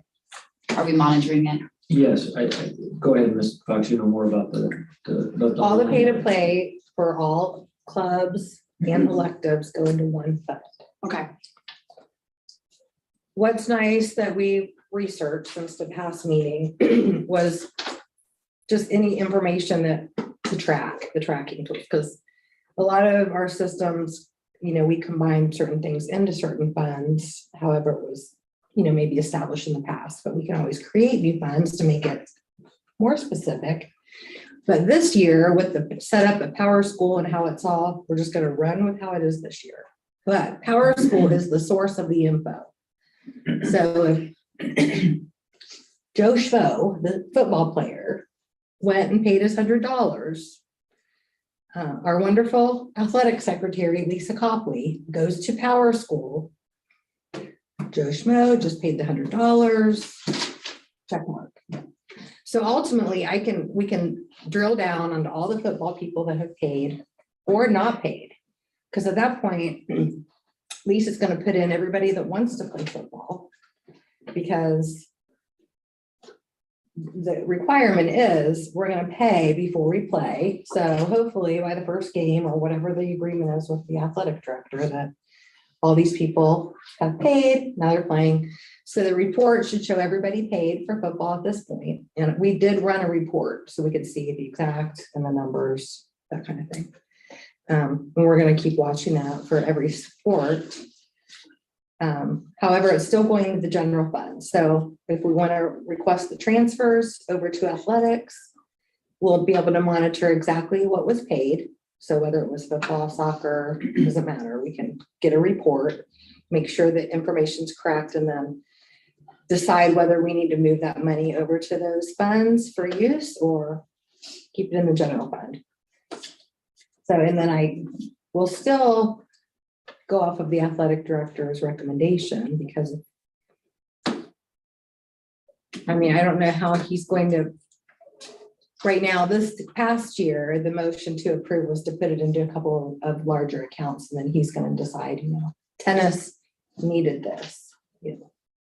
Basketball, maybe we were okay this year, but maybe track really did need something. So I kind of go off of what he is telling me what the needs were. But I've seen it different over the years. At one point, Mr. Stevens was transferring it into the sport. But this year we did it into the athletic director, so he can determine. Because once we have an amount, maybe a specific sport didn't need all that money. I know we had a little talk about that. So Craig was just kind of, we can get the majority of the money, then he knows where the needs are or what needs to be spent. So does that make sense? Can I ask a real quick clarification question so there's not confusion? Go ahead. Okay, sorry, Mr. Mays. You stated in the beginning, I don't want people to think that the general fund is just this one big, like a singular account. You said that there was a line item in the general fund for the athletic. Oh, yeah, there are Okay. several Okay. line items Okay. within the Okay. general Okay, fund. because I think some people think the general fund is one big account. Fund, So it might get Just lost. say that. Okay, Yeah. yeah. line items within the general. So I just wanted to clear that Several. up. All right, go ahead, Mr. Mays, sorry. Can we get a corresponding list of the various expenses that are related to these events? Like what, for example, the football budget? Okay, Budgets. right. How much did we spend on uniforms last year? How much do we pay for liability insurance? How much do we pay the football program coaches, et cetera, right on down the list? Do we have those specifics available in the chart of accounts right now? We can pull the information. Okay, on a sport by sport basis? I mean, it's, I know. They have expenditure codes per sport, so I can get a detailed listing of what they spend. Okay, I'd be interested in looking at that. Do you want every expenditure or do you just want with the pay to participate money? paid No, for? I'd like to see this. Well, they all at the Because same my time. question always comes up is maybe, Same kind of do we money. consider increasing the ticket fees? So you want Might be each team's considerable. athletic budget. Right. So Rick yeah. wants each team's athletic budget. If that's not asking too much. Well, we have to have it because we have to budget it every year, so it should be readily available. Mhm, I mean, duh, right? mhm. Do that. Okay, that'd be awesome. I mean, we can go through each sport and get a 12-month, like last season, if you wanted to see everything that was spent. For the fiscal year. Did you have some further clarifications? It's just a clarification piece, just for board's information, and some of the superintendents gave me that in their responses, that led into the sunset of some of their pay to participate. They said that pay to participate doesn't completely fund any sports budget. So that's just a statement for Oh, the we all know board. that. Yeah, okay, so just making that point, that we didn't go through and take all the expenses and then divide it up and go like, here's per player, amount. It's just an offset of some percentage of your athletic budget.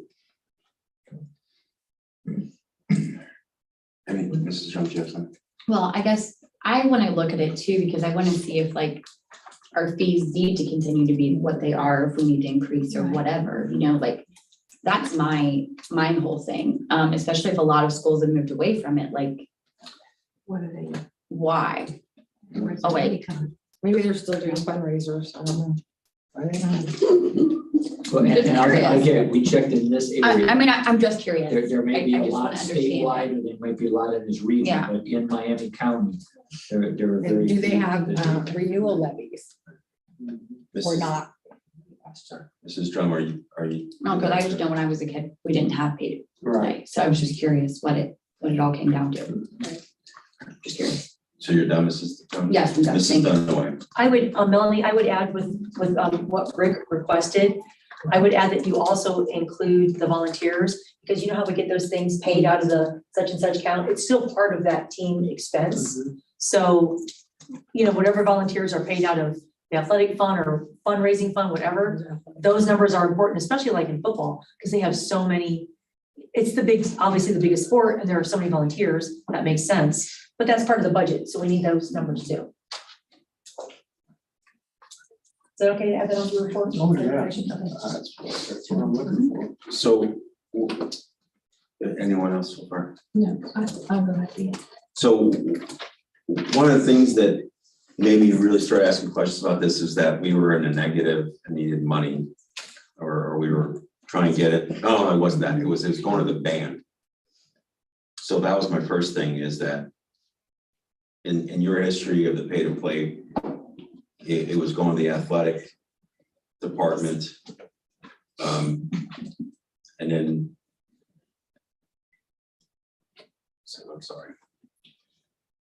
It's to offset the athletic program from 2011-12. Then in teens, it was to alleviate not just the athletic program itself, but the individual sports fundraisers to reduce those. I never heard how the band got thrown into that. Is that considered athletics? Is that what is that you're putting that in there? It's any extracurricular, and so it includes clubs too. Okay. So you got clubs, band and sports. And so then when we're talking about where we're putting the money, you know, that to me makes the difference, obviously. The other thing that wasn't clear to me though is where our policy for this and our administrative guideline, if any, articulates, you know, how decisions are made to what funds what, or, you know, it doesn't seem like it's very clear. And so it seems like our policy, to me, this would make sense to commit this to our policy committee, or, you know, have you come with a recommendation to the board, but having this type of pay to play, and then how you decide where the money goes and what percentage goes where, and how this, you know, which sport or which activity gets it, makes me a little nervous for a lot of different reasons I'm not going to mention. We have time. I'm joking. It's not about, Joking. it's not about the Bring it up, time. let's go. Got the Andy Bills. I don't think it's helpful to this district for my concerns to be honest. I'm joking. I think that having a policy that kind of, you know, that would, I think we need a policy that kind of identifies those types of things.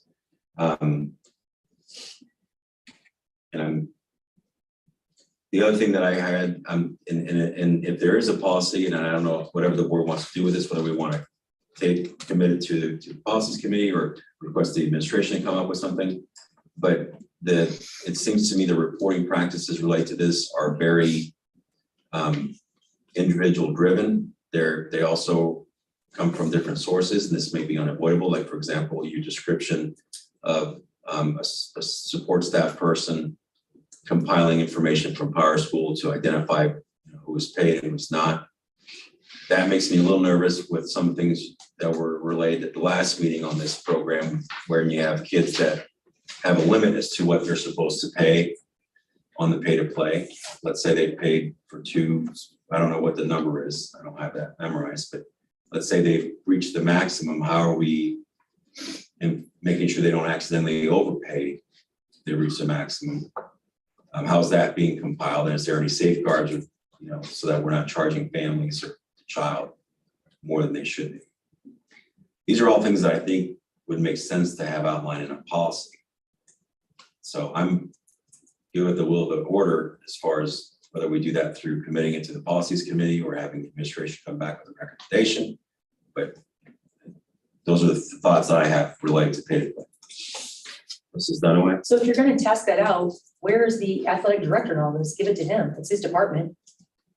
Right? It's, I think he has a policy. I Yeah, thought well, you ask read him. something Start with on the him. Athletic website. It's his Mark. department. He deals with it every day. He's also part of the athletic, you know, the athletic director, you know, where they kind of like your superintendent meeting, where they, like yours, Melanie, where you go on the line, I forget what you guys call it, and you ask all the treasurers in Ohio how to for instance, we could use that tonight. Had a question about, you know, authorizing monthly statements. Has anybody had this up? Instead of spending money with the attorney, that might be a suggestion out there. I forgot about that form. You can put it out there and someone could say, yeah, our attorney said A, B, C, and D. Might save us some money. But yeah, Craig Kramer is part of that too. Let him do it. It's his department. It's his thing, right? You guys are busy. This is athletics. Go to athletics. Simple. If we don't like the answer, then we go from there, but start where you're asking. Mrs. Zakor. And I have a question and then I'd like to make a comment for Mrs. Fox, for our treasurer. Is pay to play separate collection of funds from a club advisor, a club advisor? No. Club advisor, if they collect any sort of money, it goes into their club account, which is a different. So let me rephrase the question. Supplemental positions can include coaches and club advisors? It's Yes. all, okay. So my comment is, if you remember whatever that meeting was, the last meeting and one before that, we got into this discussion because when I asked Mrs. Fox for the total amount that we are paying supplementals for advisory positions, coaching positions, however you want to phrase that, supplementals, is $456,855. And I was like shocked. It's almost $500,000. And then Mrs. Fox pointed out that that's not completely, some of that money can be offset through the pay-to-play generated funds. So the way I understood it was that we were going to sort of get a preliminary understanding, starting with that base, that question, how much of pay-to-play goes towards that $457,000. 1,000 total last year. So this is where the discussion is being had. Some districts and some treasurers have said that they don't transfer money. Some leave it in the general fund and offset your $456,000. Tip City in the 20 teens decided to cut the fundraisers out of the activities because too many door-to-door activities or whatever. So they put their pay-to-play in place in lieu of other fundraising dollars, not to offset the $456,000. So that came up with the conversation that's been evolving.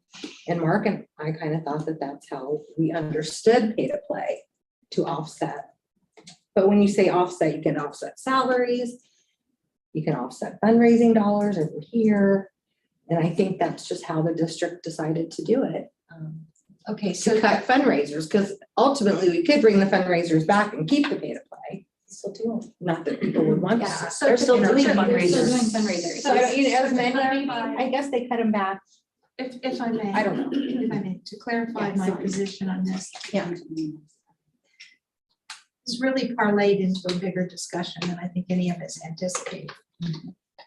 Because when I saw that $457,000 being spent on supplemental positions, I mean, it does warrant, I think, reasonable questions. Number one, are all those supplemental positions necessary? How many of those supplemental positions get paid through the pay-to-play for fundraisers? I don't think we still had a clear answer on that. And I think that's a worthy answer that needs to be had.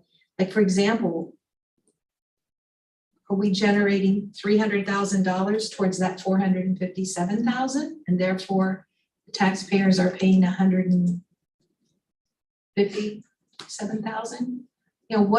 What part is being paid for through the pay-to-play or fundraising portions? At this point, they're. And it sounded I'm like, sorry. we don't really know as a district what that number is. Well, the pay-to-play is not designed to cover any salary expenses.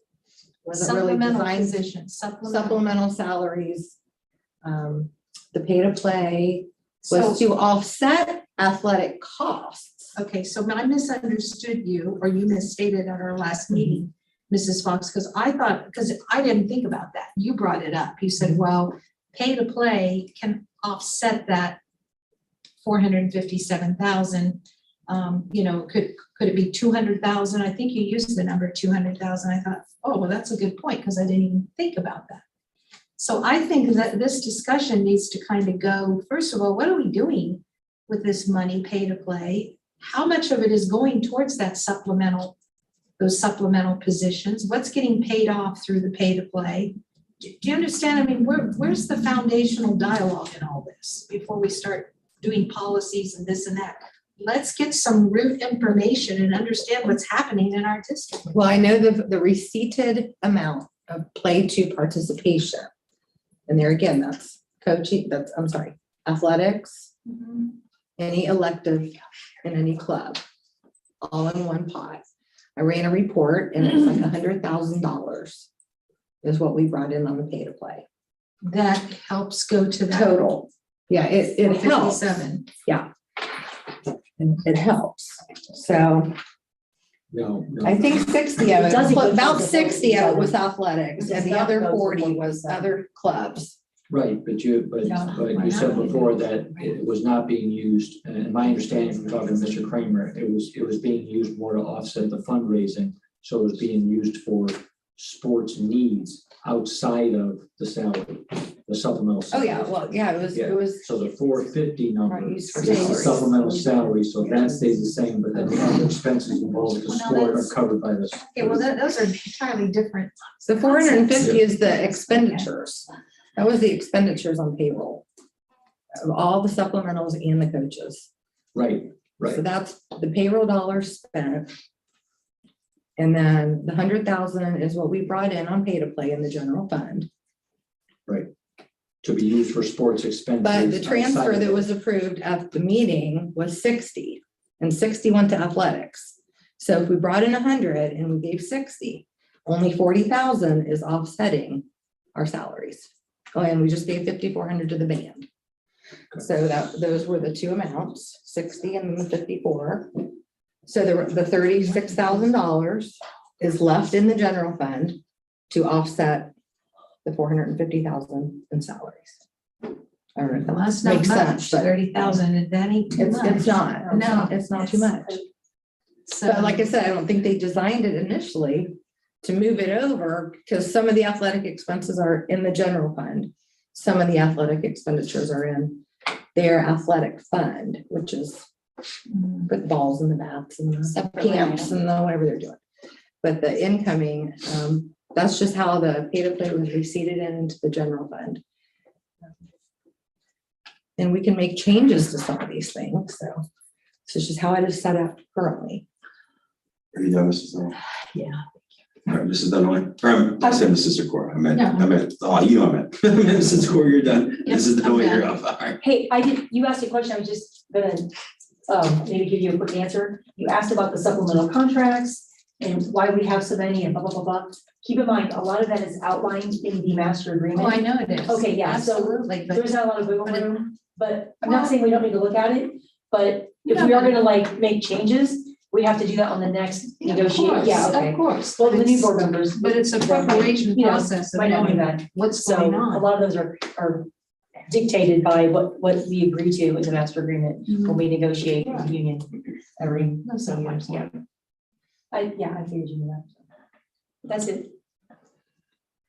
Anyone else?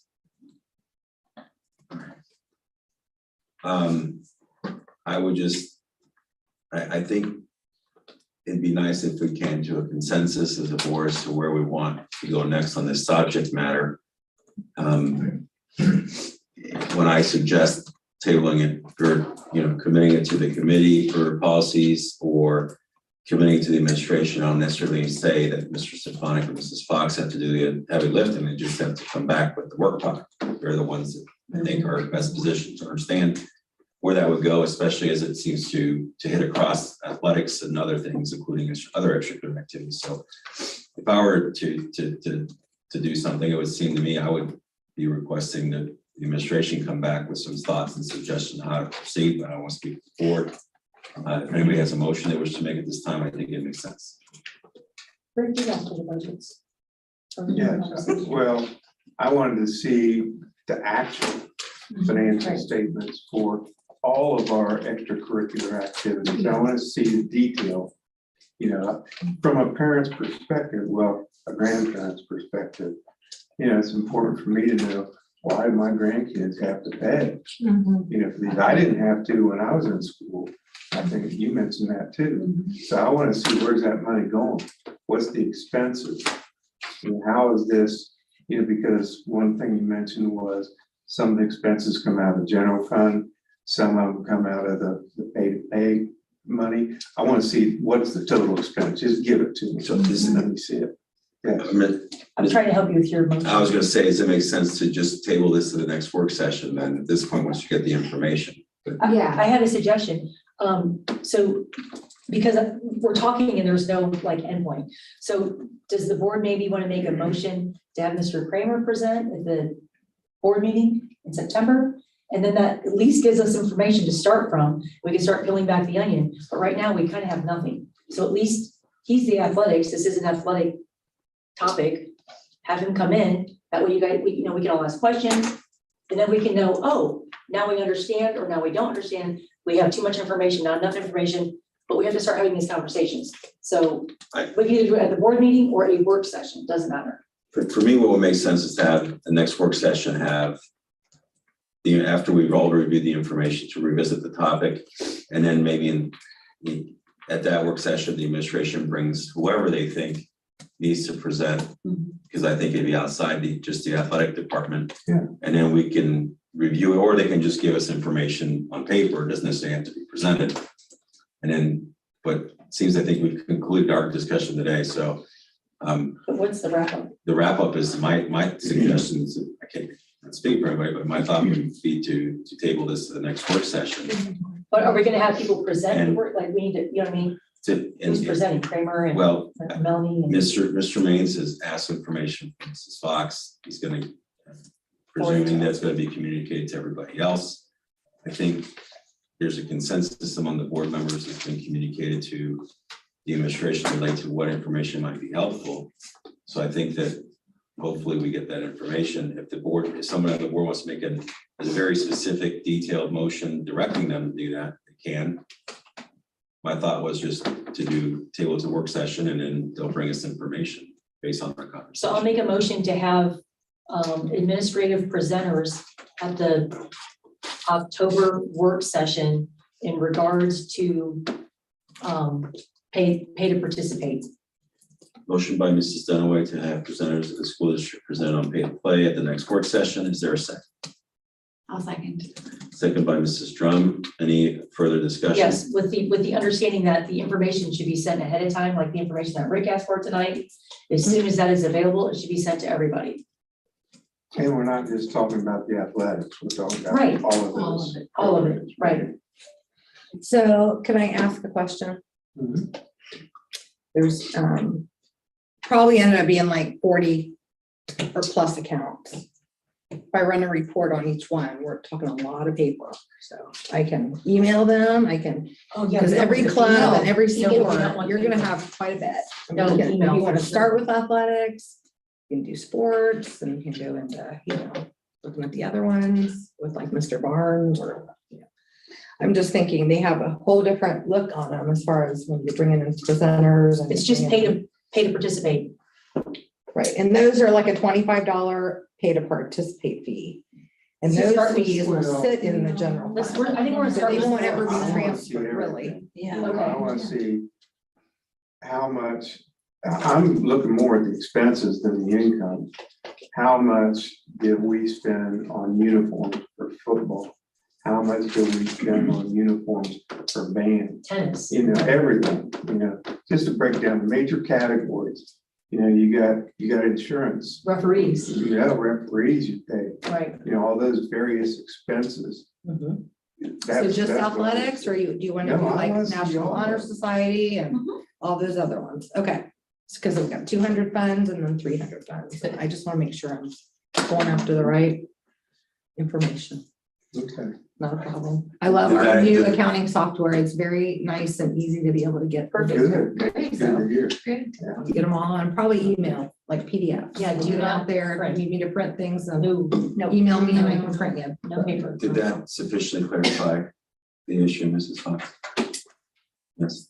All right, Mrs. Dunaway, you were discussing at the time. No, original under your motion, I'm good. We've already discussed enough. All right, is there, I think Amber seconded. Did you second? Mhm. is there any other discussion? I have one All right, question, Mr. Stefanik, since you went and investigated all this Miami County pay to play. Oh, just simple conversation. I'm not sure it was a huge investigation. So what are they doing? I mean, I'm really surprised. I thought that this would be sort of standard across the board for other school districts. I mean, they're not, where are they getting their money from that they can not charge for these? That answer, I don't We have have. but fundraisers. My assumption is that they just included it in their annual budget and it's part of their overall program. And again, I can't speak to how many fundraisers the sports have to try to supplement their budgets, but the overwhelming comment for those that had it was that it just, much like the response here, that, $30,000-$40,000 doesn't sound like much of a reduction off of $400,000. That seemed to be more the comment than not, that it didn't make a significant impact on it. And so they, and I know one other one, and it wasn't from around here, it was just some contacts from other parts of the state, was that you typically set up, they call it scholarship, but it has to do with sports, not necessarily scholarship. And so for families that can't afford the pay to play, sometimes businesses donate money to take care of those expenses. And so districts were having to run that operation to put the money into the sports for students that couldn't afford it. And with all those extra processes and things, districts just felt it was easier just to include everybody, by using the district funds. And I before we was go as ahead, surprised as you were. from the information standpoint, like whether it's worthwhile or advisable from potential liability standpoint, related to how these are spent. That's something I'd be interested in. Okay. Any other discussion? All right, so just to refresh everybody's recollection, motion by Mrs. Dunaway and Mrs. Drum is to table this to the next work session, at which point it would be presented administrative or coaches or extracurricular or anybody that's relevant related to pay to play to present information to the school board concerning the program. Mrs. Fox, please take the vote. Dunaway, Yes. Drum, Yes. Maines, Yes. Patry, Yes, Zakor. Yes. motion passes. This item is tabled for the next work session. Next item is 3E, work from home procedures. Mr. Stefanik, do you have an introduction? Yes. I was asked to place this on the agenda to discuss what we do for work from home procedures. Don't have background before COVID, hit Tipp City because I came in as the pandemic was just starting. But work from home procedures, in short, if there's some work that is specific to a certain classroom or a certain office, and if the person needs to accomplish something on a given day or by a certain deadline or what have you, whatever the reason is, the person, instead of claiming leave, whether it be sick leave or vacation leave, if they're going to be completing some work from home, they can get permission to work from home and complete those assignments that they would complete on a regular basis. From the teacher side of things, in the very first year of the pandemic, we allowed teachers, if they were healthy enough, to Zoom into their classes, because then the students could benefit from having a teacher who is licensed in that area. And again, not diminishing what substitute teachers can accomplish in the classroom, but the actual teacher of record is the best teacher to have in front of the students, for work from home procedures. Thankfully, we have fewer people that are dealing with COVID and those longer term absences and work from home. So work from home has pretty much come on a day-to-day, request type of system and based on what needs to be accomplished on that given day. All right, Mrs. Dunaway. Yeah, so I was the one that added this. And the reason why I added is during COVID, we did have some people that were allowed to work from home because maybe their spouse had underlying health conditions, for whatever reason.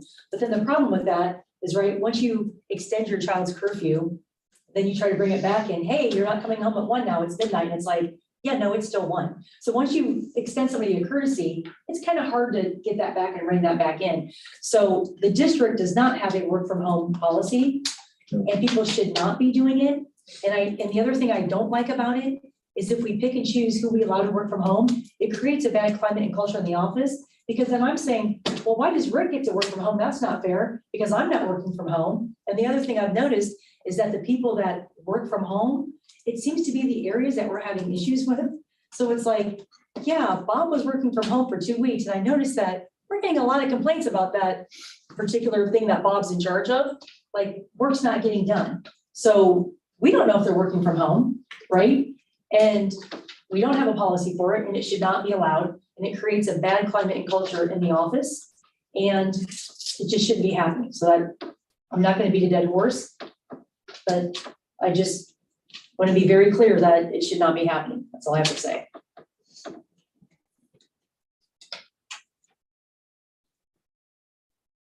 Anyone else?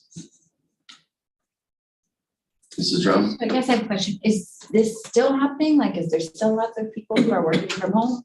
Oh, Yeah. no, that's what I'm saying. It's Okay. just here and there Okay. that somebody would request. For an example, I'll give you, and again, she's new, so she hasn't even been into this yet, but let's say our payroll specialist in Yeah. the finance office. If something would come up, some family situation or some family illness or whatever, it would come up on a payroll week. If we don't have enough cross training, we would be asking her to do payroll from her house. In my opinion, you can't ask somebody to declare sick leave and then you're asking them to run payroll for the district. So that would be a work from home situation. And so they're on the clock Okay. rather than claiming leave for that day.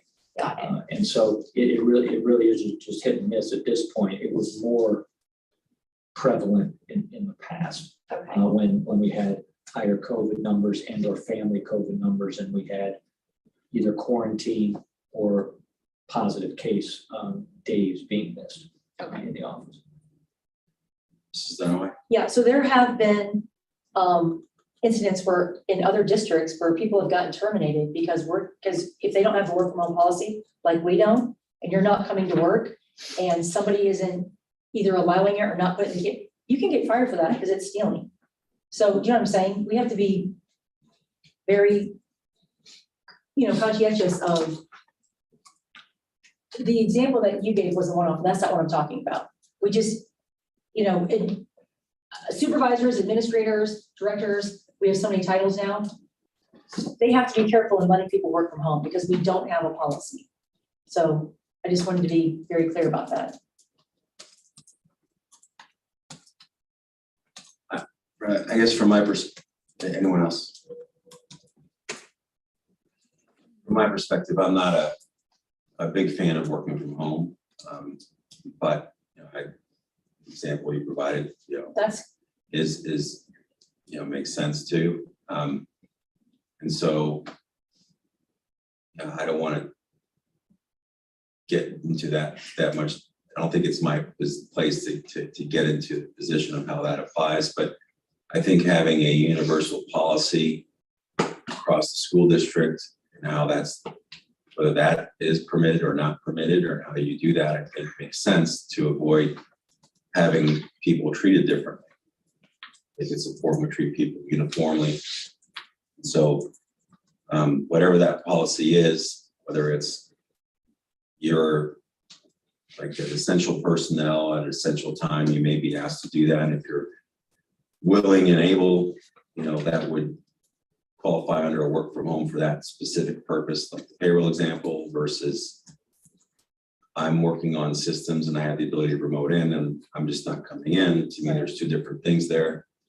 And I think that whatever we're doing as a district, it certainly should be defined so that it's uniformly applied. I'm not going to tell you what that should be. I think it makes sense for you to let us know what you think it should be. You know, I don't know what the marketplace is in the school district. I don't like work from home for my law firm, but I don't know what that means for the school district environment or if it's departmental or whatever else. So it sounds to me like there's certainly some ambiguity there and that could result in some issues that you might want to tighten up.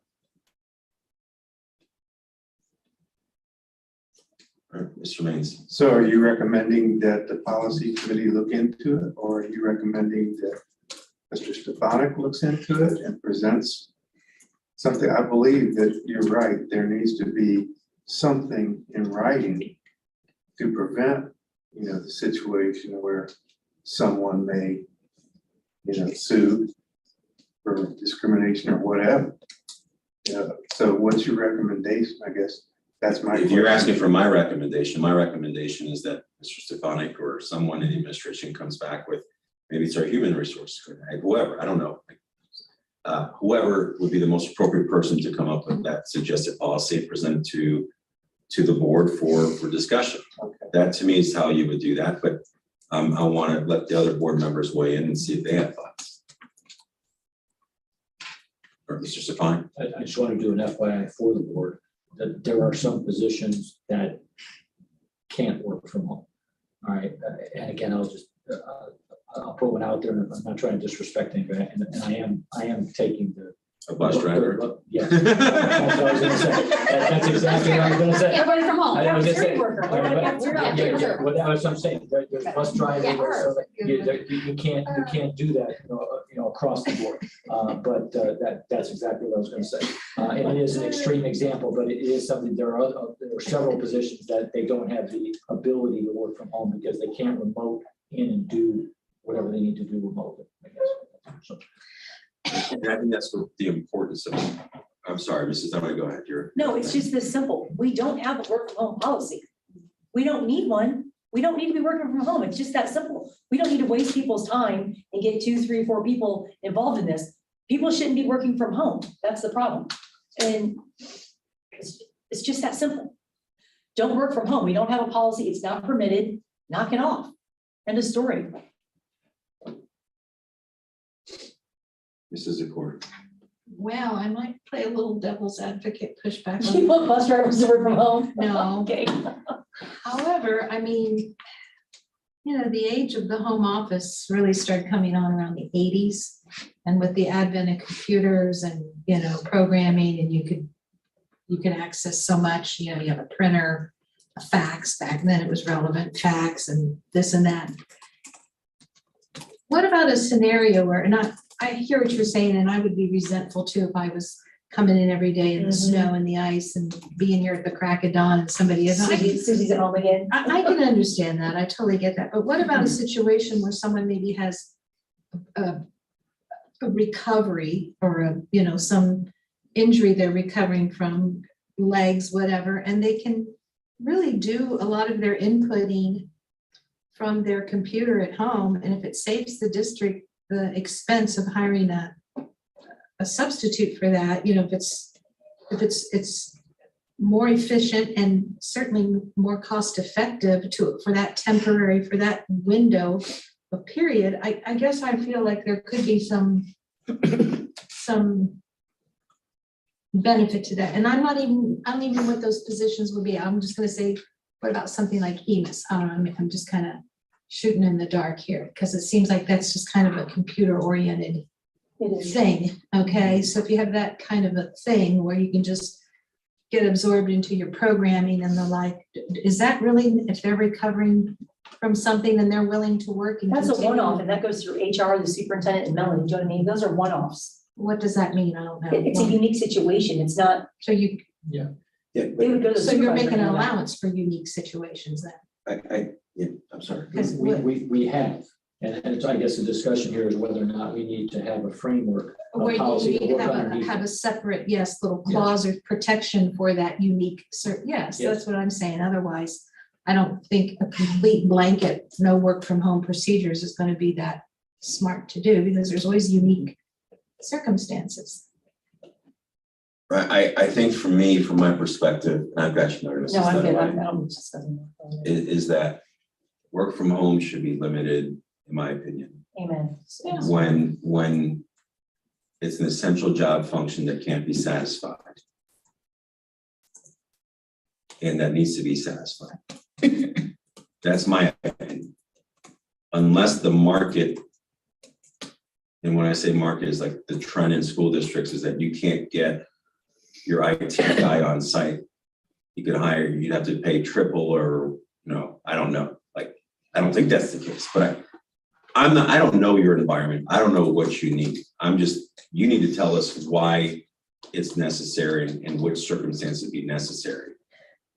Without that information presently, my feeling is that we need to have a policy that gives you what you need, but in my opinion, that makes it almost required to be at work unless there's an extreme situation. And I think there's things that would cover like ADA or things like that related to accommodations for things that. Disabilities. Yeah, that, short-term but, disabilities. yeah, but, so I'm not talking about that, I'm talking about, I'm working from home today. To me, that's not an option, No, unless it's the way a work home policy makes sense to me is that you need it for some reason.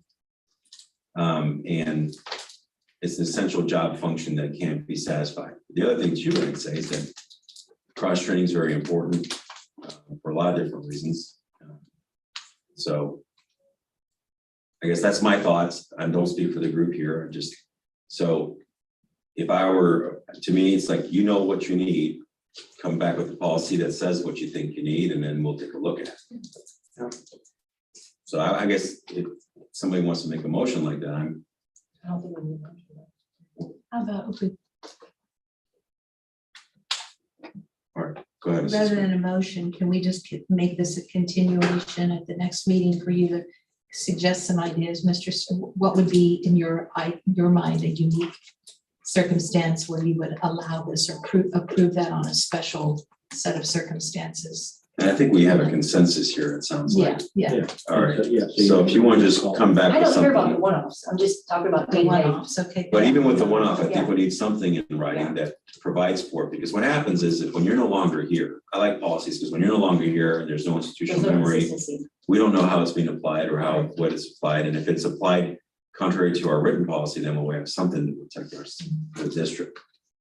So, and I understand the school district has needs, so I'm not trying to tell you I understand those needs better than you do, but I think we need a policy related to it. We have unique circumstances too. I just want people treated equally. We can't let Susie work from home, but not Sally. So either Susie and Sally both work from home or nobody works from home. We're not gonna pick and choose who works from home. The one-offs, those happen, but the day-to-day, I have a real issue with that. It's not okay. It's not okay.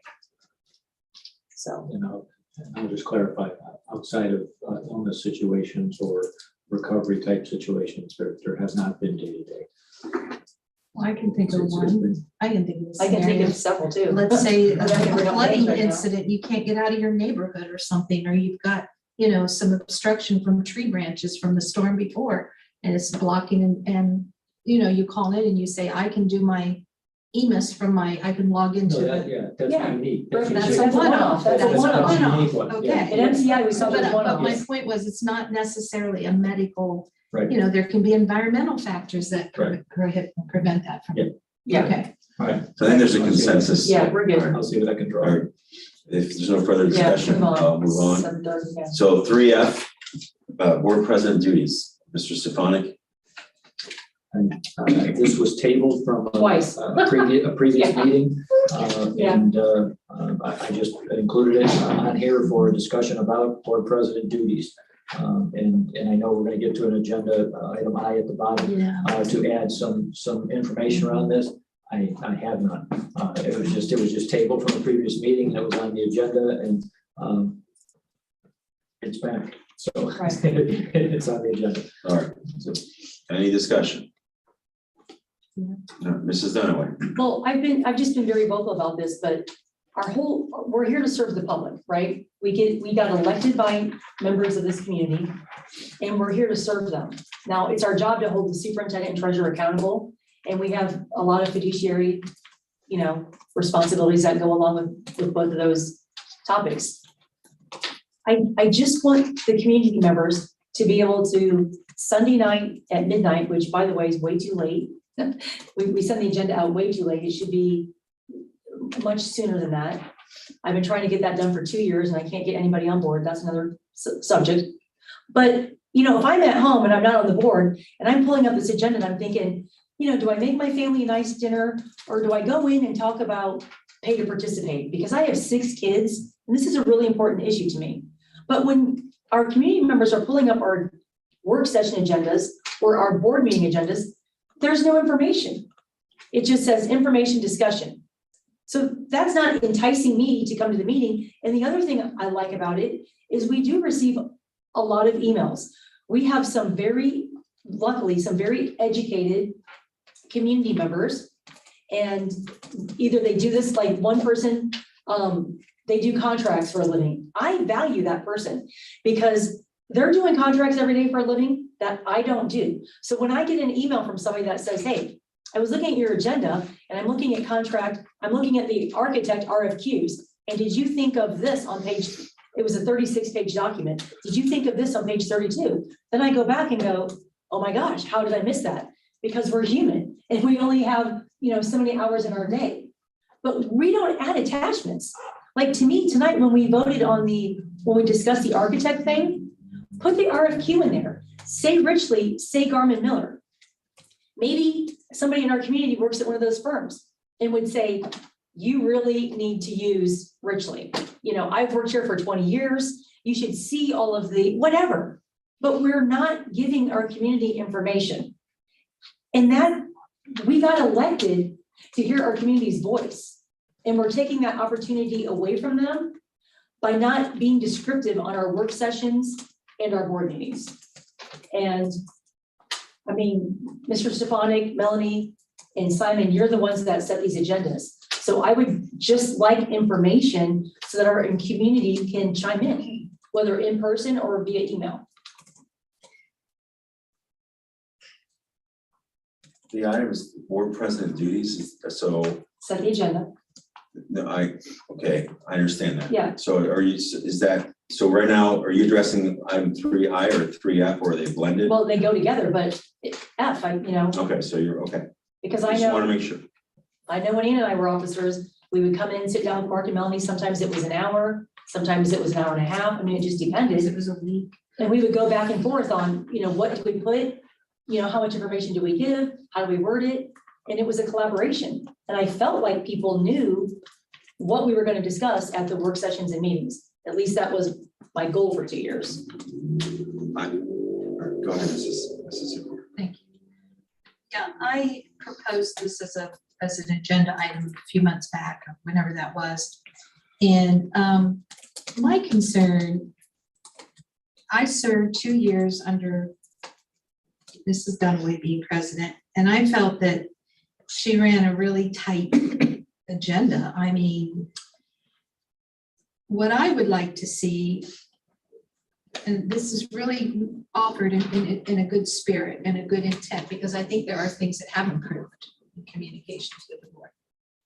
However, I would like to see the president, who by policy works in consultation with the superintendent, maybe be a little more demanding. I'm sorry, Mr. Stefanik, but that's what I'd like to see from my board president, being a little more demanding in terms of more descriptions, more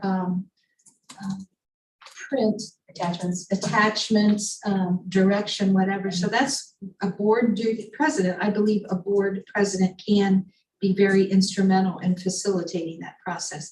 And it's not, to me, it betters the board as individual members. And it also speaks well to the community in terms of increasing transparency. They shouldn't, this is not a magical mystery tour, okay? That album played decades ago with the Beatles. We need to have things on here that really bring people up to speed to the best they can without violating confidentiality type legal things. So definitely more information, attachments, input, and I believe the board president can play a great role in driving that process. And no offense to the superintendent, because you have so many issues of your own that you're dealing with.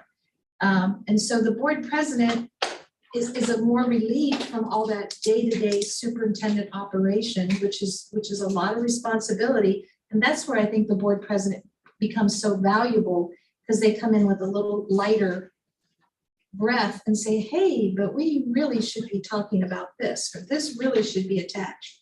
The second thing is on the board president, I'll say it again very briefly. I was very disappointed when we had a motion on there or an agenda item to revisit a vote by 5 members, when in fact only 3 members showed, but the vote continued. In my opinion, the board president, I just can't imagine that has happened the first 2 years. I can see a former board president saying, oh no, we're not moving forward on this. The agenda says 5 members, we only have 3 present. We're gonna have to redo this at another time. We're gonna mean what we say, and we're gonna say what we mean.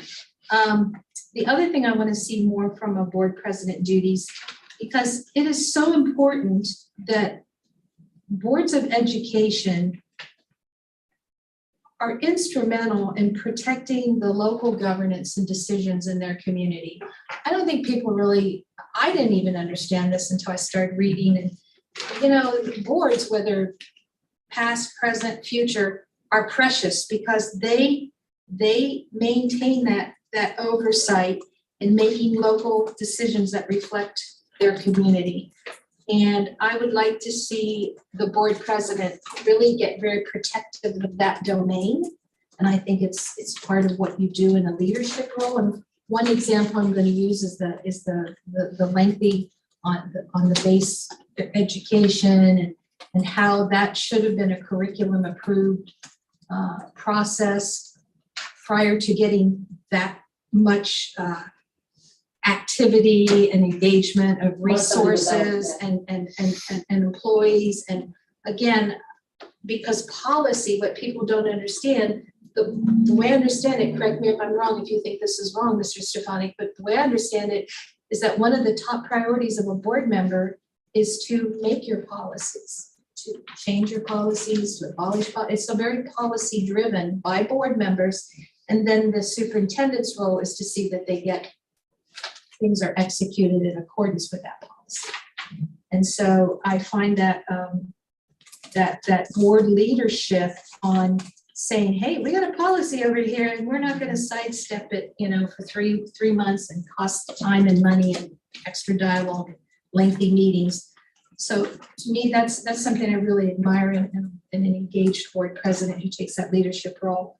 And then the last thing I want to say is I would like to see that with the board president, I think more timely communications to all board members. I get it. We have to be really careful about violations of Open Meetings Act.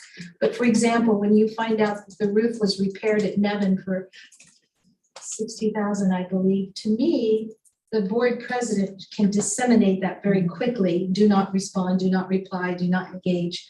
But FYI, this is what's happened, because it was on the board's radar prior to that. So therefore, there's a relevance to wrap up with an end to that story, to that situation. Those are some of the things, and then the other ones, my comments would be, will come up under I for agenda, but that's particularly with board president duties. And by the way, I think Mr. Patry will agree, there are distinct things that a board president does that other members don't do. And there's like 8 of them in our policy. And it's quite interesting that they have, they have that responsibility, that leeway. For example, just one quick example, a board president alone can call for a special meeting. Absolutely. Now, if one of us want to call for a special meeting that's not a president, we need 2 of them. This is something that entitles the board president, he and she alone, to do that. Okay, and that's good. Yeah, it's their right. But understanding that distinction, and no, you can't go out and create all new schools and, and we're not talking about that nonsense. But board presidents do have some distinct opportunities and to lead and obligations to lead. Thank you. All right, anyone else? I don't want to go too much further on this. I believe I'm performing the board president duties as best as I can and satisfy the duties that I have or as board president. I think that the agenda item description issues is something that I've not sure how to solve. It's not been solved since I've been on this board. There's been plenty of times where I get into a board and there's nothing on an agenda when I wasn't the president. I think part of it is sometimes things get suggested by members of the board without too much description. And sometimes it's because it's tabled from the previous things. It's not really clear what's going to occur. Sometimes, there is a description and it's not correct. I don't know. I think that this work session, could certainly have been, the agenda could have certainly been a little bit more descriptive in the items that relate to past board meetings that were tabled, but I don't think that that would have been much more than the resumption of discussions from board meeting of this date, things like that. And I think it needs to be there. I think it needs to be there. The way I view the role as president, based on my review of the policies and my understanding of the law, is that I am there to cooperate and advise Mr. Stefanik and Mrs. Fox as it relates to the agenda. There are certain times that I've requested that things be added specifically related to things that pertain to them because I don't think they can. So other than that, there's a reason I add the agenda items at the end of each meeting for the board members to put on there. And then I let Mr. Stefanik put it on there when he thinks that we have time to discuss it. We have more important and to prioritize it based on the needs of the school district, because I think he's the best place to do it. So I do believe though that we can do better on the descriptions. I've talked to some community members about having agendas published in advance, having more information related to that. I think that to the extent we can, we should do that. Even if we had a live document, like to me, the resolution of this is I think we wait to publish it until it's final, quote unquote, versus live. And if we had potentially a live website that says, draft or preliminary and it's not published until it's final, that could be useful. Or if you just include documents that you're comfortable sharing at the time, that might be useful for the community. I think it's important that we give them more information and as quickly as we can so they can decide where they want to come. That's an important goal.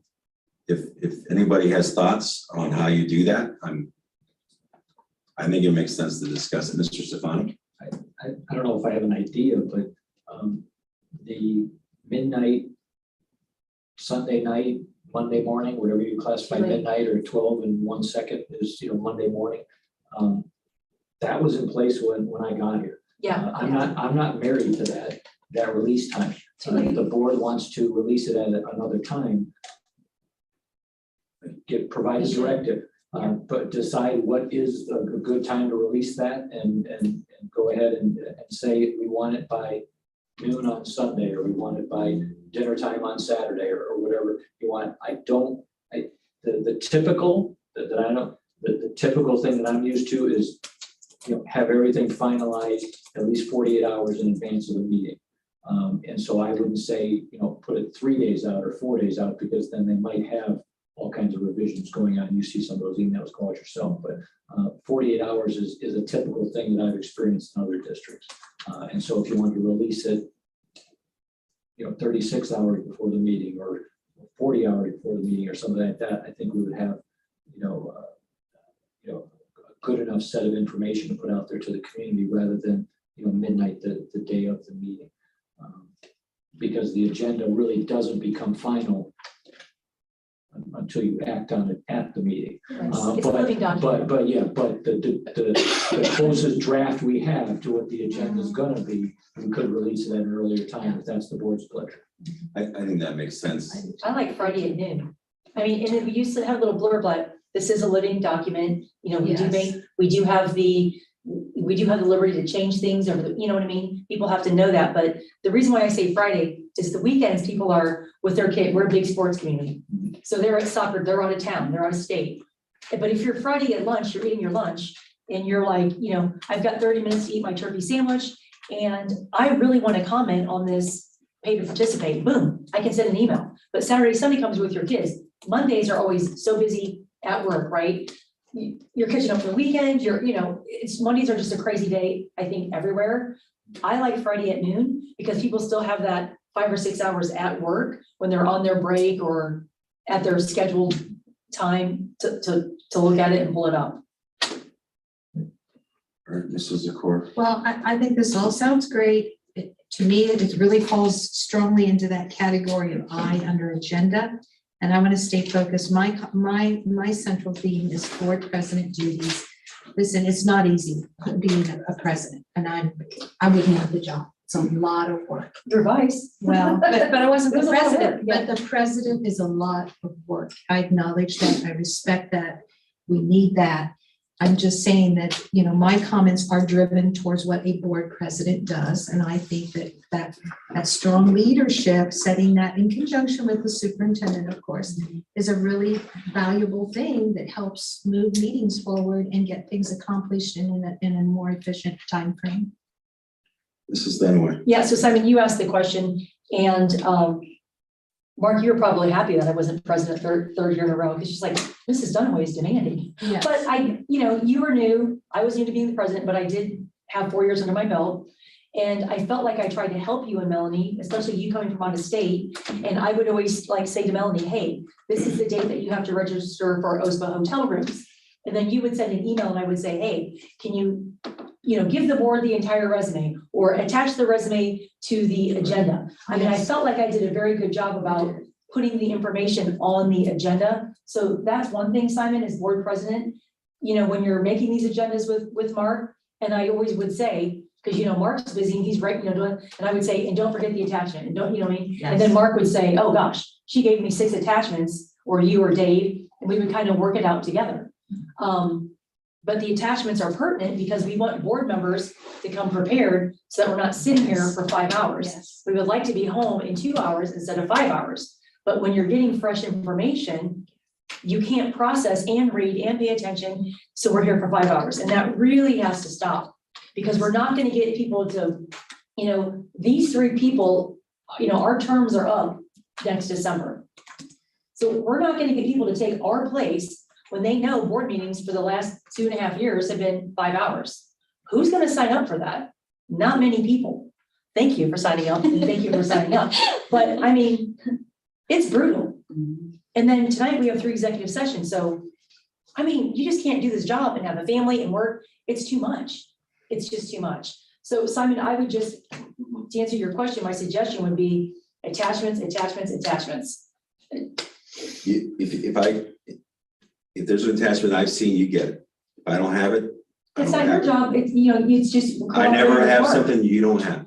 I'm not So, beating you, no, Simon. I know, what I'm saying is, I get it, but To I, Ann's as soon as we get something, my, anything that comes to me, immediately I'm send it to everybody. To Ann's point, she said, you're too nice. You need to be more, Right.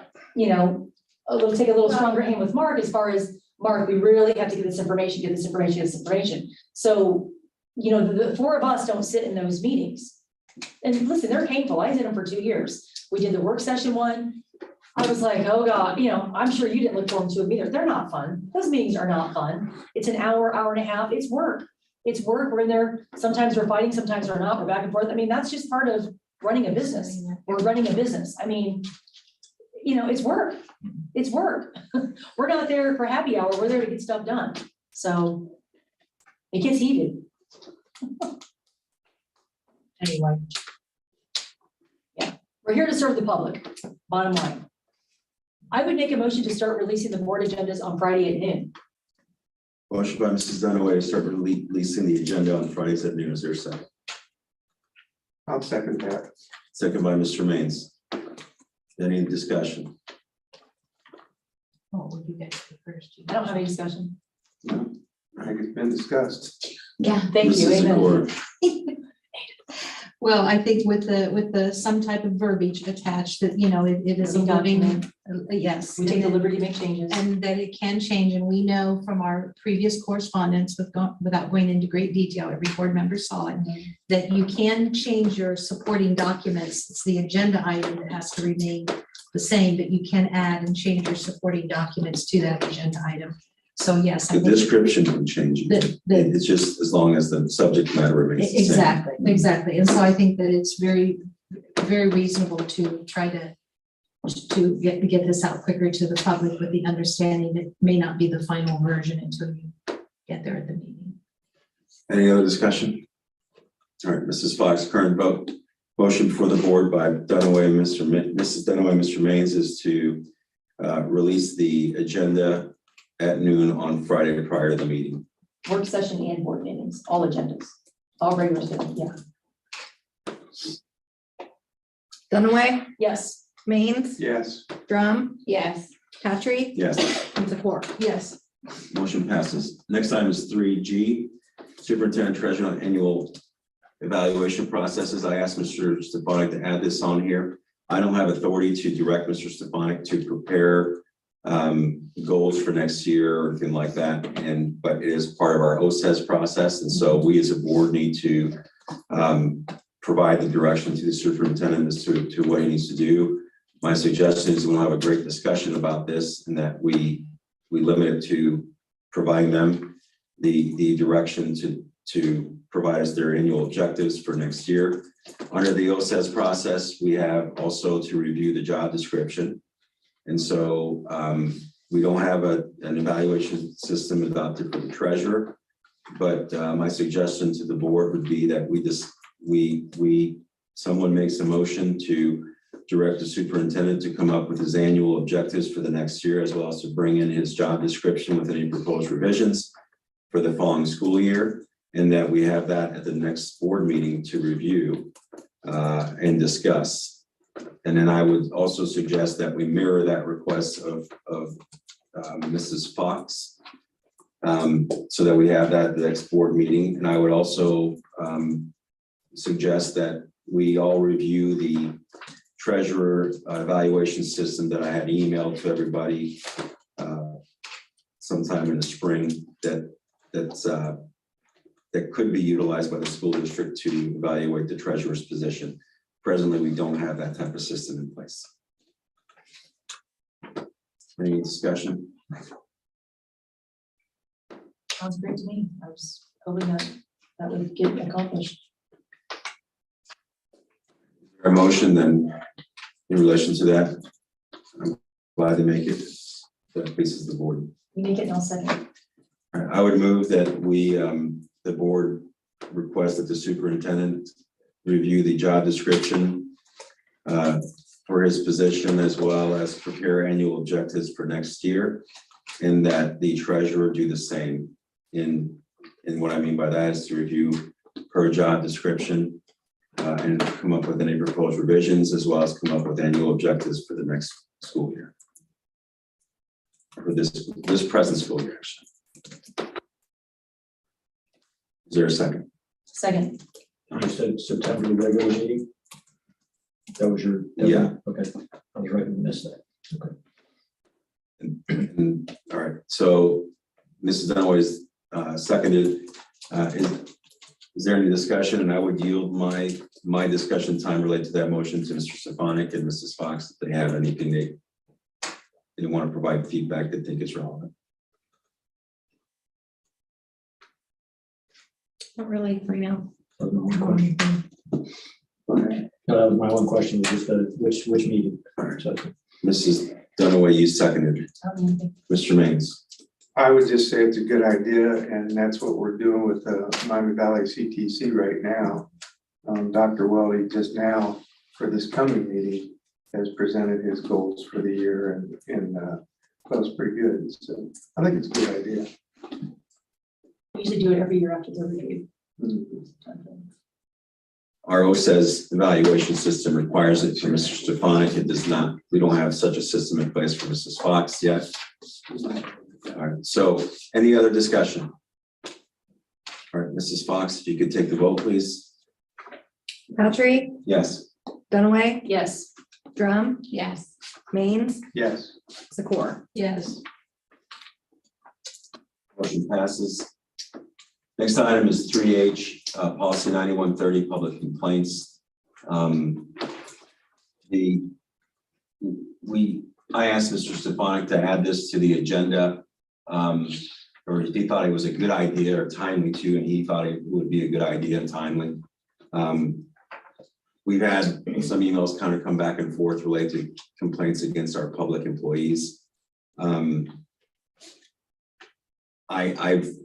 I refreshed my recollection shortly prior to that email coming to us, related to how the board kind of manages those, because I was wondering what I was supposed to do.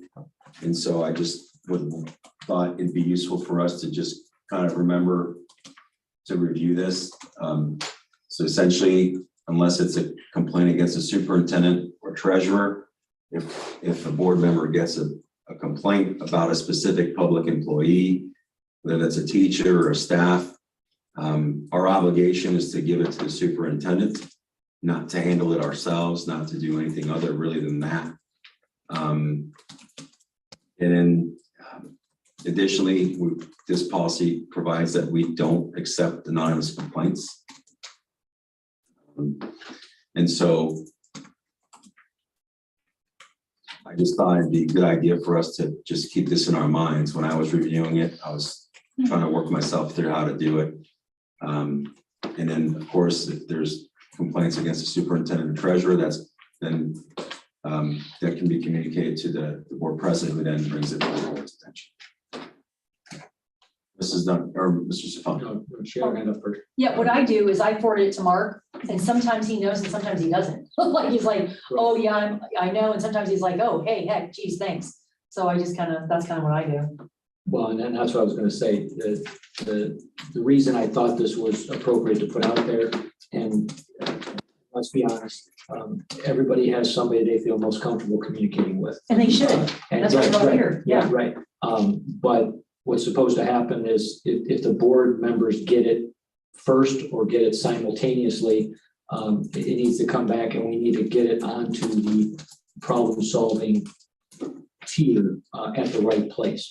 And so if it was something that was already addressed, at the building level, then it would come to this level. If it's something that had never even made it to the building yet, we got to get it back down to the building level and find out, exactly what was going on there. And Mr. Patry, no disrespect intended, but even if there are concerns presented about the superintendent and treasurer, it's supposed to be discussed with the superintendent and treasurer. If a board member wants to play, I'd say the board president, I guess, but that's not written in here.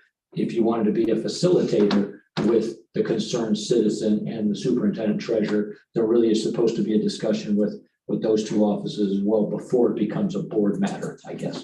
So just saying, and the discussions aren't easy. And I know sometimes those are tough meetings for folks to have, but really if there is a concern, we want to help. And so bring it to our attention and we'll get it. It's not to say that every answer to every concern that's brought up is going to be what the concerned party wants, but we will look into things and we will address them as well as we can.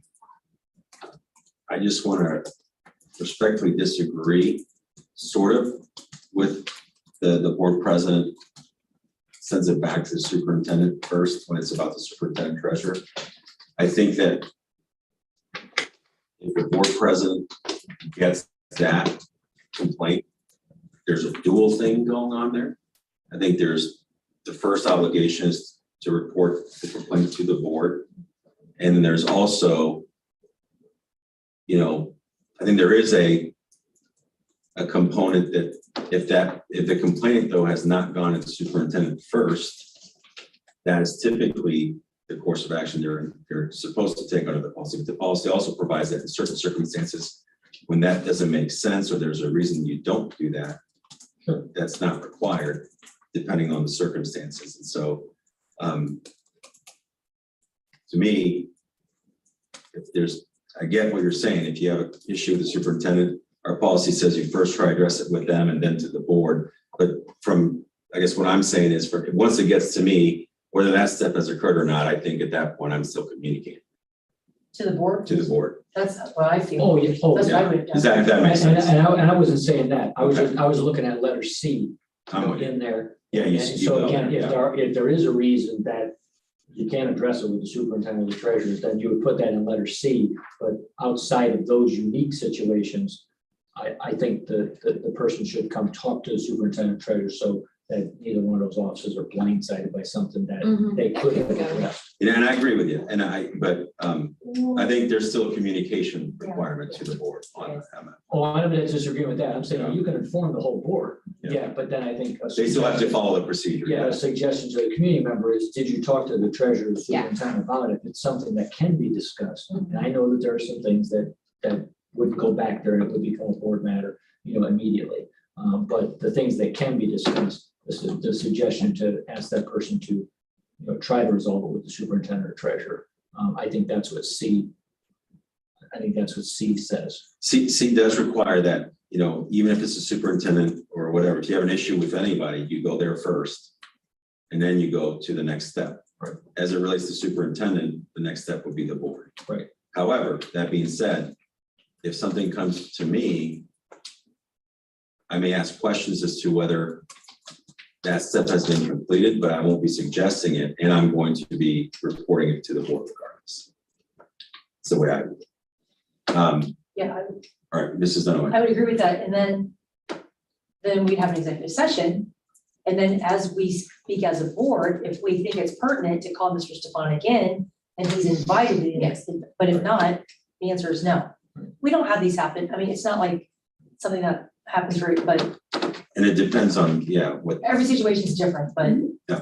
I think that the 5 people here are professional enough that it would be handled professionally. I have no doubt about that. I just felt that this would be useful for us to have on there, and because we do get a lot of complaints from the Yes. community. And I don't think we do.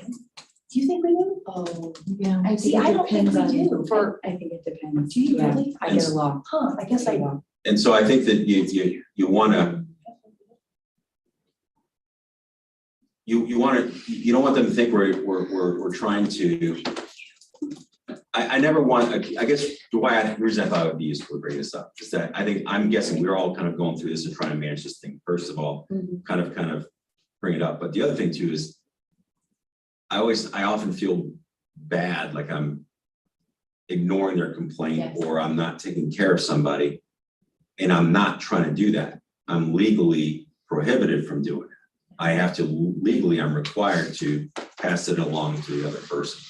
So I felt us kind of, talking about it and understanding that, for the community is important because that being said, there's a difference between a complaint against a public employee and someone bringing concerns of a general nature related to policies. That's certainly something that anybody can discuss. And so there is some nuances there. I guess that's all. Go ahead, Mr. Stefanik. I just want to talk about the term a lot.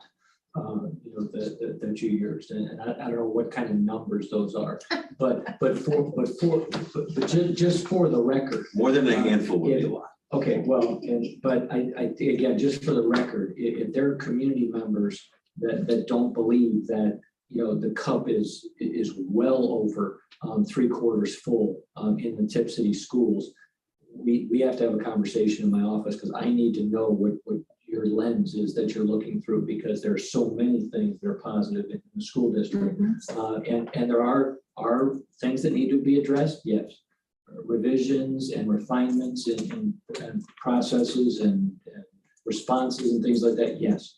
But I get concerned when I hear a lot, because this is a school district that shouldn't have a lot, like not a barrel full, of things coming out. And if there are people out there who believe that there's a barrel full of things that need to be addressed, then I need a more complete conversation with some folks. When I use, yeah, and let me clarify that real quick, just like I said a that's lot. right. Yeah. When I say a lot, what I mean, I don't mean like a high volume.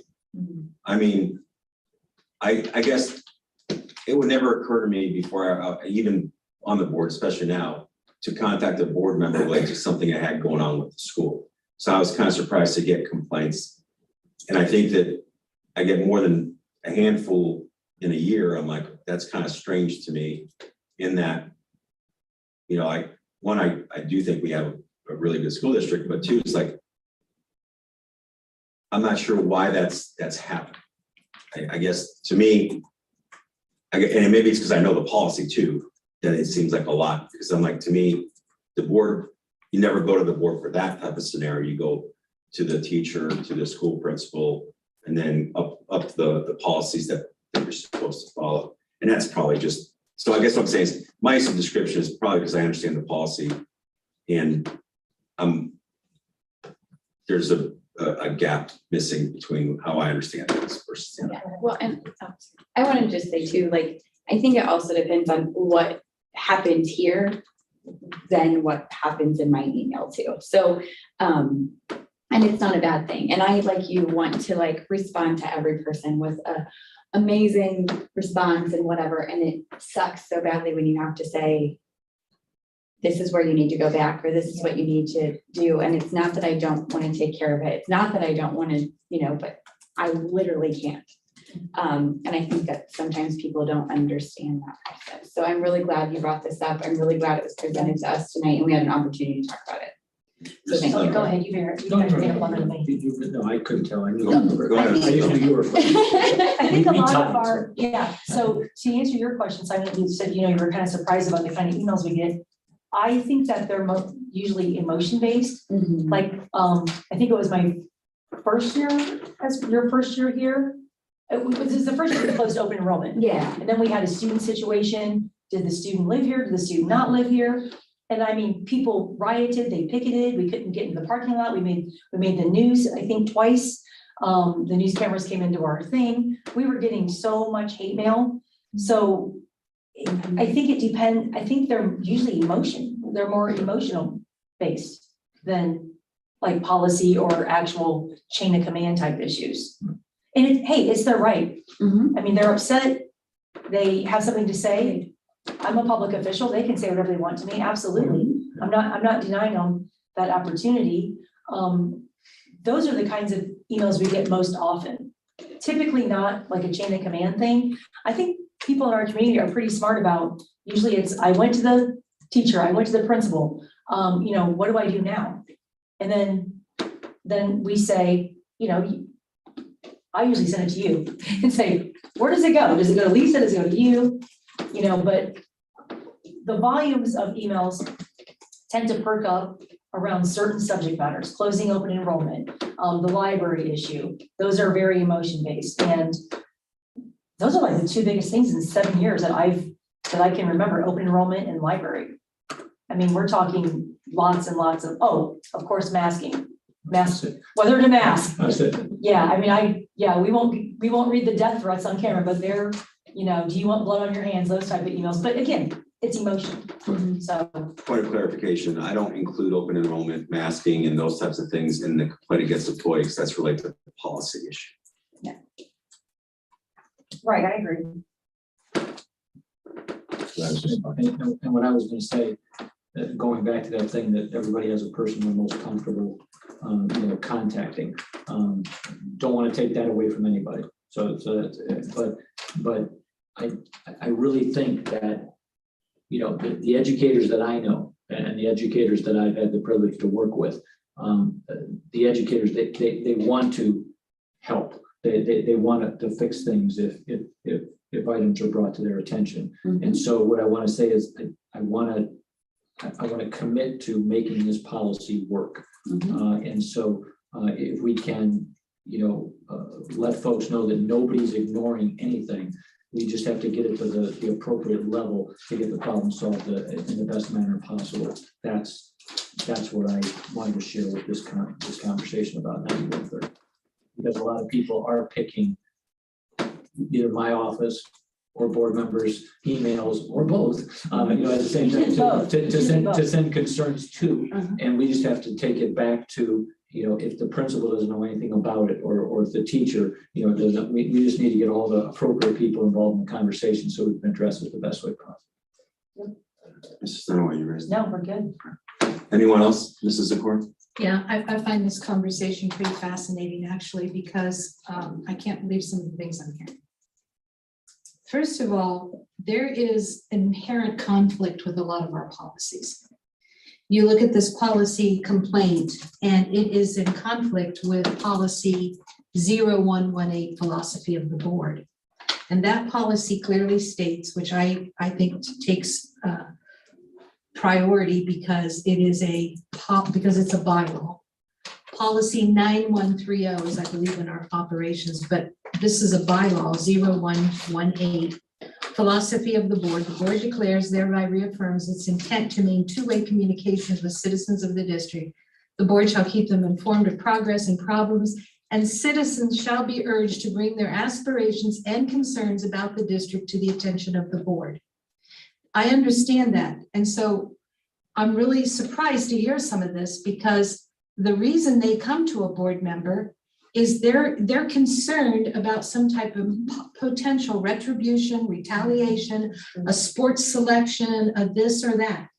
And these people here are their safety net. So they think, so they assume, so they want to believe that this is a safety net for them, as it should be. So I'm sorry, when I hear this policy 9130, you're supposed to go through this chain of, and by the way, it doesn't apply just to residents and students, it applies to staff too. They need a safety net. And so when I hear this sort of wrap it up neat, put a little ribbon on it, I have a problem with that because of the things I just said. And sometimes it does work well, that following that process, but sometimes it doesn't. And the question I have is committing to making 9130 policy work. Well, it will work provided that situation respects all the other policies that support that. In other words, if you have 2 or 3 complaints about a situation, take it to the superintendent. I'm not saying this directly as a real situation, I'm making this up, or to your building principal, or even to your perhaps maybe I don't know so much maybe about a representative for your staff. If you go through that process and you're not getting the resolve, the attention, the resolution that you feel you deserve, and maybe not the second time, maybe by the 3rd time, you need to do something other than follow that policy. And I understand that, and I support that. And as a board member, I'm going to stand on that and realize, because I do like to read these policies, there is some overlapping and contradiction with some of them, but because this is a bylaw and a philosophy of the board, I would say it trumps policy 9130 and the philosophy of why people sometimes want to reach out to their board member. I understand it. I think it's individualized, situational, and I think your response to that individual will depend on what the situation is.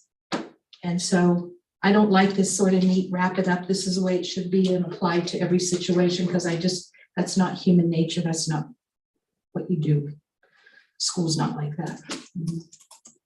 I would suggest that 9130 is mandatory. The bylaw does not contradict it. The two-way communication, aspiration, concerns of the district is in relation to overriding district's concerns, policy concerns, things of that nature. When it comes to specific complaints related to a public employee, that is not what this is saying. What the philosophy is saying is that we're going to be open to the community, that we have to consider the community in our decision making. That is different than how we're going to process complaints that are made specifically against employees. The reason that 9130 exists is very, very important, especially given the fact that as a board, we operate as a quasi-judicial arm of the school district at times when we have to review complaints that are made against the public employees. If we are championing anything related to a person's complaint, we will, one, need to be recused from that process, and it's not appropriate. It's not. The process has to be followed when there's a complaint. That's just the bottom line. If for some reason someone's following this process and it's not getting to the board level after everything else has been exhausted, we have bigger problems than that, and then that needs to be addressed specifically. Now, I don't want to hear conjecture, speculation, or anonymous complaints related to that issue. We need to be provided a complaint that it's gotten to the superintendent level, that the superintendent has not brought it to the board. That's the only time that would make sense. Or somebody needs to say, I brought it to the principal level, and the superintendent, it never brought to the superintendent. And that would be the superintendent anyway. Because if you're bringing a concern to the teacher, the teacher's not addressing it, your next step is the principal. If you're bringing that same concern to the principal's not addressing it, your next move is the superintendent. So the principal didn't address it to you, or whatever, doesn't really apply. Then you get to the superintendent, and the superintendent didn't address it, and he doesn't bring it to the board, and you bring it to the board. Now that's at that point. But when you come at the process from step one, because you're afraid of retaliation or anything like that, that's not an excuse to not follow this policy. We are required to follow our policies. If we don't like the policy, we need to change it, but we're required to follow it. Mrs. Zakor. I did not say you circumvent step one. I didn't say it, I didn't intimate it, I didn't suggest it, I didn't infer it.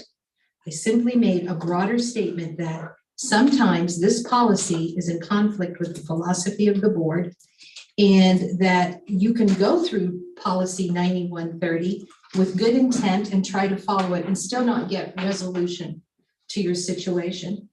And for various reasons, for a lot of different reasons. And I'm just saying that it's to just wrap it up all neat and tidy, and this is the way it needs to proceed in every situation with everything is kind of a ridiculous notion, quite honestly. And so philosophy of the board, I'm just using that as one example, how that can compete with that 9130. And you can feel what you want. You can say anybody, board member can take the approach they want. My approach is I'm here to represent the philosophy of the board is to aspirations, concerns about the district to the attention of this body, act as a truly representative body for citizens in all matters related to programs and operations. Yes, you want to try to go through 9130 as an initial starting point and to get resolution there. That's ideal, for everybody. But a lot of times that just doesn't happen, can't happen, won't happen, whatever the situation. And I submit that as far as I'm concerned, that's one of my roles as a board member, to be that liaison or that buffer or that safety net, that continuation, whatever the circumstances, whatever that unique set of circumstances might be. Mrs. Dunaway. And well, you bring up some very valid points. And in a district of our size, the biggest reason why parents don't come forward is fear of retaliation. Because in a district this size, we're too small. If you're not going to complain about a coach, you go complain about a coach, it's like, that's it, Amber, your kid's out, you're sitting on the bench. Yep. Even when kids, and then after, so, as a board member, we hear about things, and Amber brings up a great point. It's hard to say, hey, Mrs. Drum, I really want to help you, but I can't help you unless you take that next step. And then Amber says, I'm not going to do it. I'm not going to complain because my daughter needs this scholarship because my family needs this money for her to attend college. And it's painful for us, but we all know it's true. If it weren't for fear of retaliation, we could actually work together and get things done, because we could go to the coach and say, maybe you don't realize this, but what you're doing it's not really being effective. But because everybody is so defensive and scared, our goal is not to terminate you. Our goal is to give our students or student athletes the best experience, whether it's classroom or field, that they can have. And when that gets impeded by bad behavior, parents don't come forward because the retaliation is real. It happens. I'm a board member and I'm afraid to come forward. A board member, I'm twice as afraid to come forward because when you're a board member, you lose your parent hat. You don't get to be a parent. You don't get to complain. You don't get to say anything. And whatever I say in this meeting, it gets taken out of my child. It 1000% does. And that's another reason we can't get people to run for the school board. Because if you have kids in the district, you don't want to be on the school board because you know your kids are going to have a target on their back. It's sad. Retaliation is real and we all know it.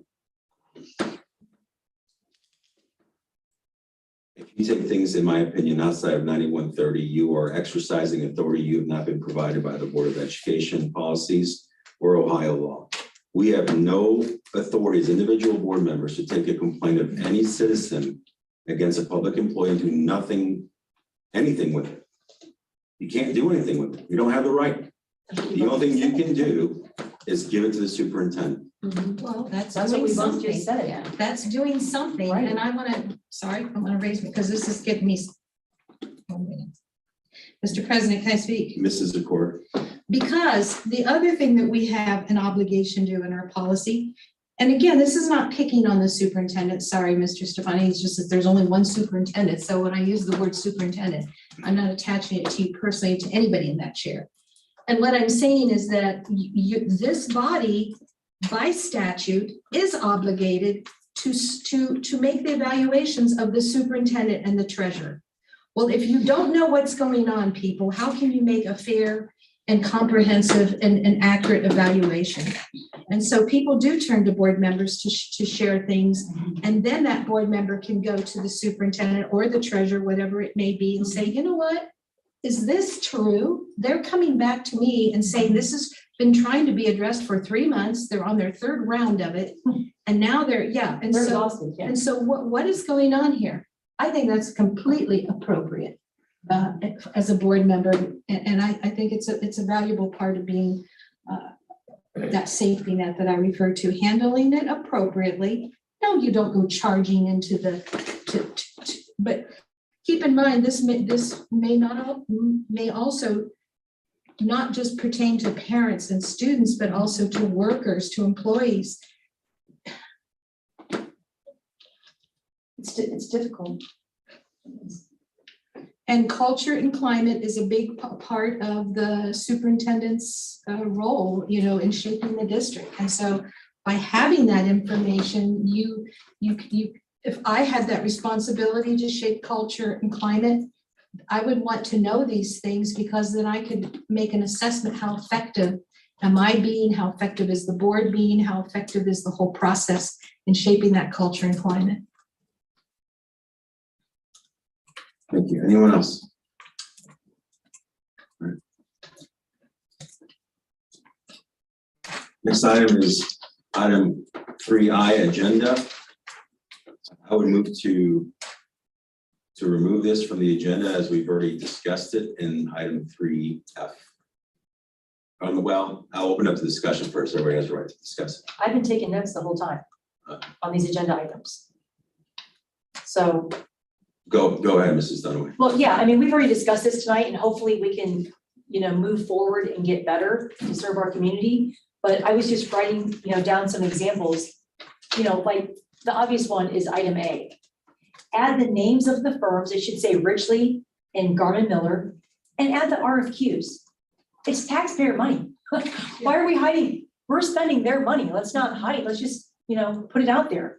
Item B, it says monthly financial statements. Well, what the heck does that mean? It could have said relevance of voting on monthly financial statements. Give people, something. Item C, wellness activities budget.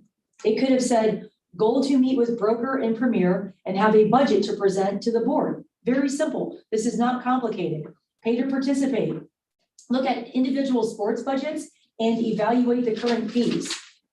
Number G, superintendent and treasurer annual, goal to get superintendent and treasurer to work on objectives as per OSES and or Board of Education. I mean, just give people something, not just looking at a blank piece of paper and saying, well, what the heck is that gonna, entail? That's all. I just want to see some improvements on cluing in our community on what the heck we're gonna be doing with their money. Mrs. Drum? So I would just say, as like a new board member, a lot of times this information gets thrown at me when I get here. And I'm a pretty smart girl and I can come up with things in a decent amount of time, but sometimes I have to process the information, write things down, and then I can come back and like answer things later, but I'm not a think on my feet kind of girl. So a lot of times this overwhelms me. And then when I hear all the information, I don't know what to do with it. Shut down. Yes, Scared. yes, because I'm like, I don't know how to handle this. So having any kind of information to say, this is what's gonna be discussed or something like that would be super helpful. Just as a side note, for whoever makes up the agenda. Everybody needs to remember one thing. First of all, I don't disagree with everything that's been said, but Yeah. that's not always possible. So, but I think we can do a lot better. And so I think that we need to add as much description as we can when possible. Sometimes that's not possible. Mhm. Also, you know, and sometimes as board members, we get things at the very last hour. Sometimes we get them in advance. I'd encourage all of us to feel free to contact Mr. Stefanik and Mrs. Fox related to items that they see on the agenda that have questions on. And if they think that it's not clear enough, feel free to relay that. And then maybe, you know, we can look at that. So some of these things, you know, I didn't know what the board president duties was about. I didn't know what work from home procedures was about, other than it had been requested. So by a board member, and let's put it on. So, you know, it's gonna have to be a group effort. And I think we can do better, but it's not gonna be perfect. And my suggestion to us as a board is to point out areas we can improve when we see them. Sounds good. All right, anybody else? All right. Next item is item 4A, adjourned executive session. We have a break for 10 minutes. Yeah, I would understand a motion for a brief recess. I'll make a motion for I'll brief second. recess. All right. Is 5 minutes sound good? Sure, All right. yes. So Mrs. Drum and Mrs. Dunaway, a motion for a 5-minute recess. The time is now, is there any discussion? No. Mrs. Fox, please take a vote on the recess. Drum, Yes. Dunaway, Yes. Means, Yes. Patrick, Yes. Secor. Yes. We will adjourn for a brief recess. The time is 8:13. We will return at 8:18. Kathy, that's way too long to sit down. Oh my gosh, my back is like, this is hard.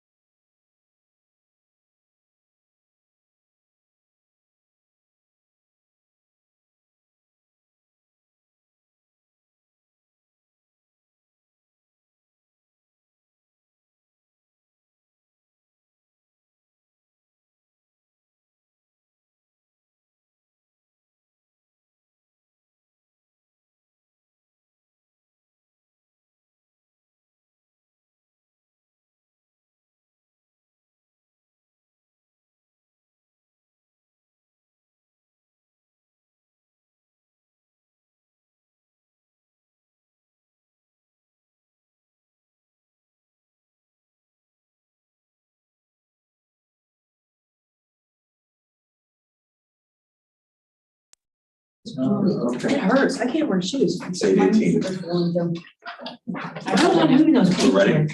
All right. We're now reconvening from the recess. Board is now back in session. We are now on item 4A, adjourn executive session. Recommended actions to adjourn executive session for the purposes of authorizing our Board of Education policy 0166 and ORC 121.22G1 to consider the complaint against a public employee, plural or singular, or official, plural, singular, and G1 to consider the employment compensation of public employee, plural, singular, or official, plural, and singular. Is there a motion? Motion. Motion by Mrs. Dunaway, is there a second? Second. A second by Mrs. Drum. I would just add that I don't anticipate inviting anybody outside of the board into the executive sessions, unless someone else wants to I invite didn't someone. know if Dr. Tohoff was still here or not. I would like to. I didn't know. Is she gone? I think she's gone. That's fine. Yeah, it's good. I'm still gonna keep mine. Okay. All right, Can we word it so if we need to invite the superintendent? yeah, so, yeah, so I The guess board may invite- the board may invite the superintendent or the treasurer, That would be on item D. under item D, all right, and then No, I'd say A and B. Oh, okay, sorry. under which Or excuse me, B or C. which is yours? I got it, so B or C. is I what added it is. D. I added D. So I know don't anything believe you about added B or C. D. I don't think you added D. You must have added one of the B or Cs. Oh, sorry. So, Yeah. under item B or C, it's possible that Mm-hmm. Mr. Stefanik or Mrs. Fox may be called in, I guess. There you go, sure. All right, there may be official action following the executive session. It's not definitive. Okay. All right. Okay. Any other discussion? Yes, Mrs. Fox, please call the vote.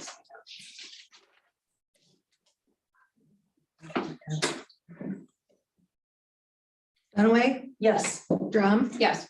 Maines, Yes. Patry, Yes, Zakor. Yes. all right, motion passes. We are now adjourning to executive session. The time is 8:20. Hungry. Each already know what I'm having for dinner.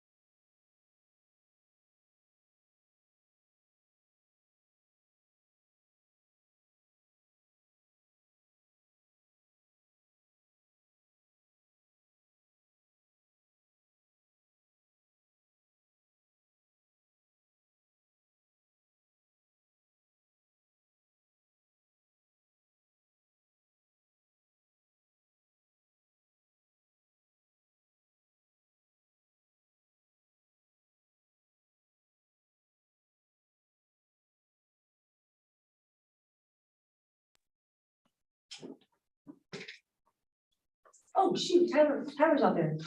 No, he's not. He left. didn't Oh, he? did he leave? Well, He said he was staying. Hey, are we back on? Okay, Were you We're okay, back on. Mr. Stefanik? yeah, so I believe he's out there. we are adjourning out of the executive session and reconvening into the open meeting. Mr. Stefanik is presently Checking for. checking to see if there's anybody out there to come in. Once he returns, we will move on to the next item. Okay, he said he was gonna stay. Time is 10:25. Check Mr. Stefanik. There is nothing further on the executive session item. We are now under miscellaneous 5A, upcoming meetings. Next regular board meeting will take place on Monday, September 26, 2022, beginning at 6 p.m. Next work session meeting will take place on Monday, October 10th, 2022, beginning at 5 p.m. There is one thing I would like to add to the agenda. I would move to add to the agenda the OSBA delegate selection. Is there a second? I'll second. Motion by Patrick, seconded by Mr. Maines, related to the OSBA delegate being added to the executive, or to the regular meeting. Any discussion? All right, Mrs. Fox, please take the vote. Well, who are they? Who are the delegates? Who would be the This is delegates? to add this OSBA delegate to the agenda to discuss, Oh. Oh, adding it back in, okay. to the gotcha. agenda. Adding that item to the agenda. All right, Mrs. Fox? Patrick, Yes. Maines, Yes. Drum, Yeah. Dunaway, Yes, Zakor. Yes. To give the late addition, this will be very concise. The OSBA sent out the email. I had Mr. Stefanik forwarded to me. I didn't get it. And then he forwarded to the rest of the board as well. Deadline to register to go to the Capitol Conference, September 20th. Board members can go. We need to choose a delegate. I don't believe the delegate needs to be selected by that date. Is that correct? yeah, you have to submit the names. There was a date on the You have to email. submit the names. It was this month. Is this month? Okay. Yep. So then, anyone desire to be the delegate? I'm not going to Capitol Conference this year. It's the first year I've skipped in 8 years. I pulled up the sessions. And this, you know what I mean? I just feel like it's not worth the district's money for me to go. I was the delegate last year. Simon had a last minute conflict. It was about. COVID, yeah. Huh? I had COVID and then the flu. I Yeah, was out for a month. because I asked you for some information. So it's quite a bit of, yeah, I emailed you because it was last minute. It was Saturday. He asked me to summarize the entire. No, I just said, is there anything I should know, this or that, or the other? So you don't want to be the delegate? Well, I'm trying to prepare the people, Simon, if you would quit interrupting. Just to let you know, it was over a 3-hour meeting, probably 4 hours. I actually left at the 3-hour mark, but it's a very long meeting. Over 4 hours. So just to let you know. All right, anybody interested in being the delegate? I am not It's a big time interested commitment. because I'm not certain I'm going to be attending the conference this year. I'll be attending the conference. I'm glad to serve if that pleases the board. I would make one suggestion, Simon. In the event that something were to happen again this year, I would send the information to the entire board so that they're not doing what I did, which was reading the night before, trying to get caught up on all of that information. So as you get it, just forward it to Rick and Amber if they are attending, so that they're not last minute preparing for a meeting. Right. Just a suggestion. Any other discussion as to the delegate? Is there a motion? I move that. Oh, wait, you usually have to have a background too. To nominate. You usually have to have a That's gonna be the background. next thing. Okay, So I'll second the motion to nominate as the delegate. Is there any other discussion? I'm Right. sorry, the first was who? Mr. Maines? Maines, okay, sorry. I'm the delegate, yeah. we're voting on Simon to be the delegate. All right. Mrs. Fox, please call the vote. Maines, Yes. Patrick, Yes. Drum, Yes. Dunaway, Yes, Zakor. Yes. All right. We also want to name an alternate delegate. Is there anybody that is willing to serve in that capacity? What day is it? I think it's November 13th through the 15th, I believe. Sunday to Tuesday, Rick, and the delegate meeting is on the, it's typically on the Monday. It's usually on the, so that would be the 20. Find it. Did they change the dates for that? It's typically in November, but I thought this year it's October. Am I wrong? I have down here Capitol Conference Thursday, October 13th, October 14th, No, October. no, Capital Conference is always Sunday through You put it Tuesday. October 13th, 15th, November 13th. And it's always Sunday through Tuesday. It's November 13th, 14th, and 15th. Yeah, so November You 13th, got the numbers right, you got the month. Really? So, Yeah. November 13th, 14th, and 15th. Okay. Rick, I'm not swearing to this, but I'm not. The delegate section takes place on Monday, November it's 14th. always on Monday, yeah. And then we need to move our board meeting because we have a board meeting that night. We can, Do that later. let's finish this. Is anybody willing to serve as the alternate? Oh, I had it listed as the week before. Okay, so they did change it. Sorry.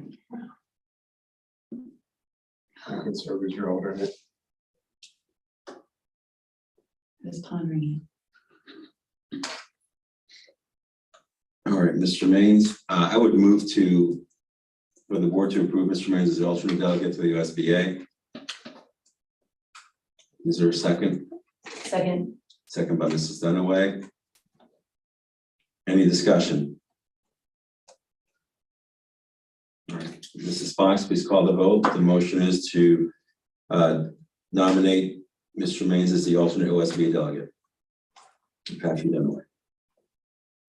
Patrick, Yes. Dunaway, yes, Drum, it. Yes.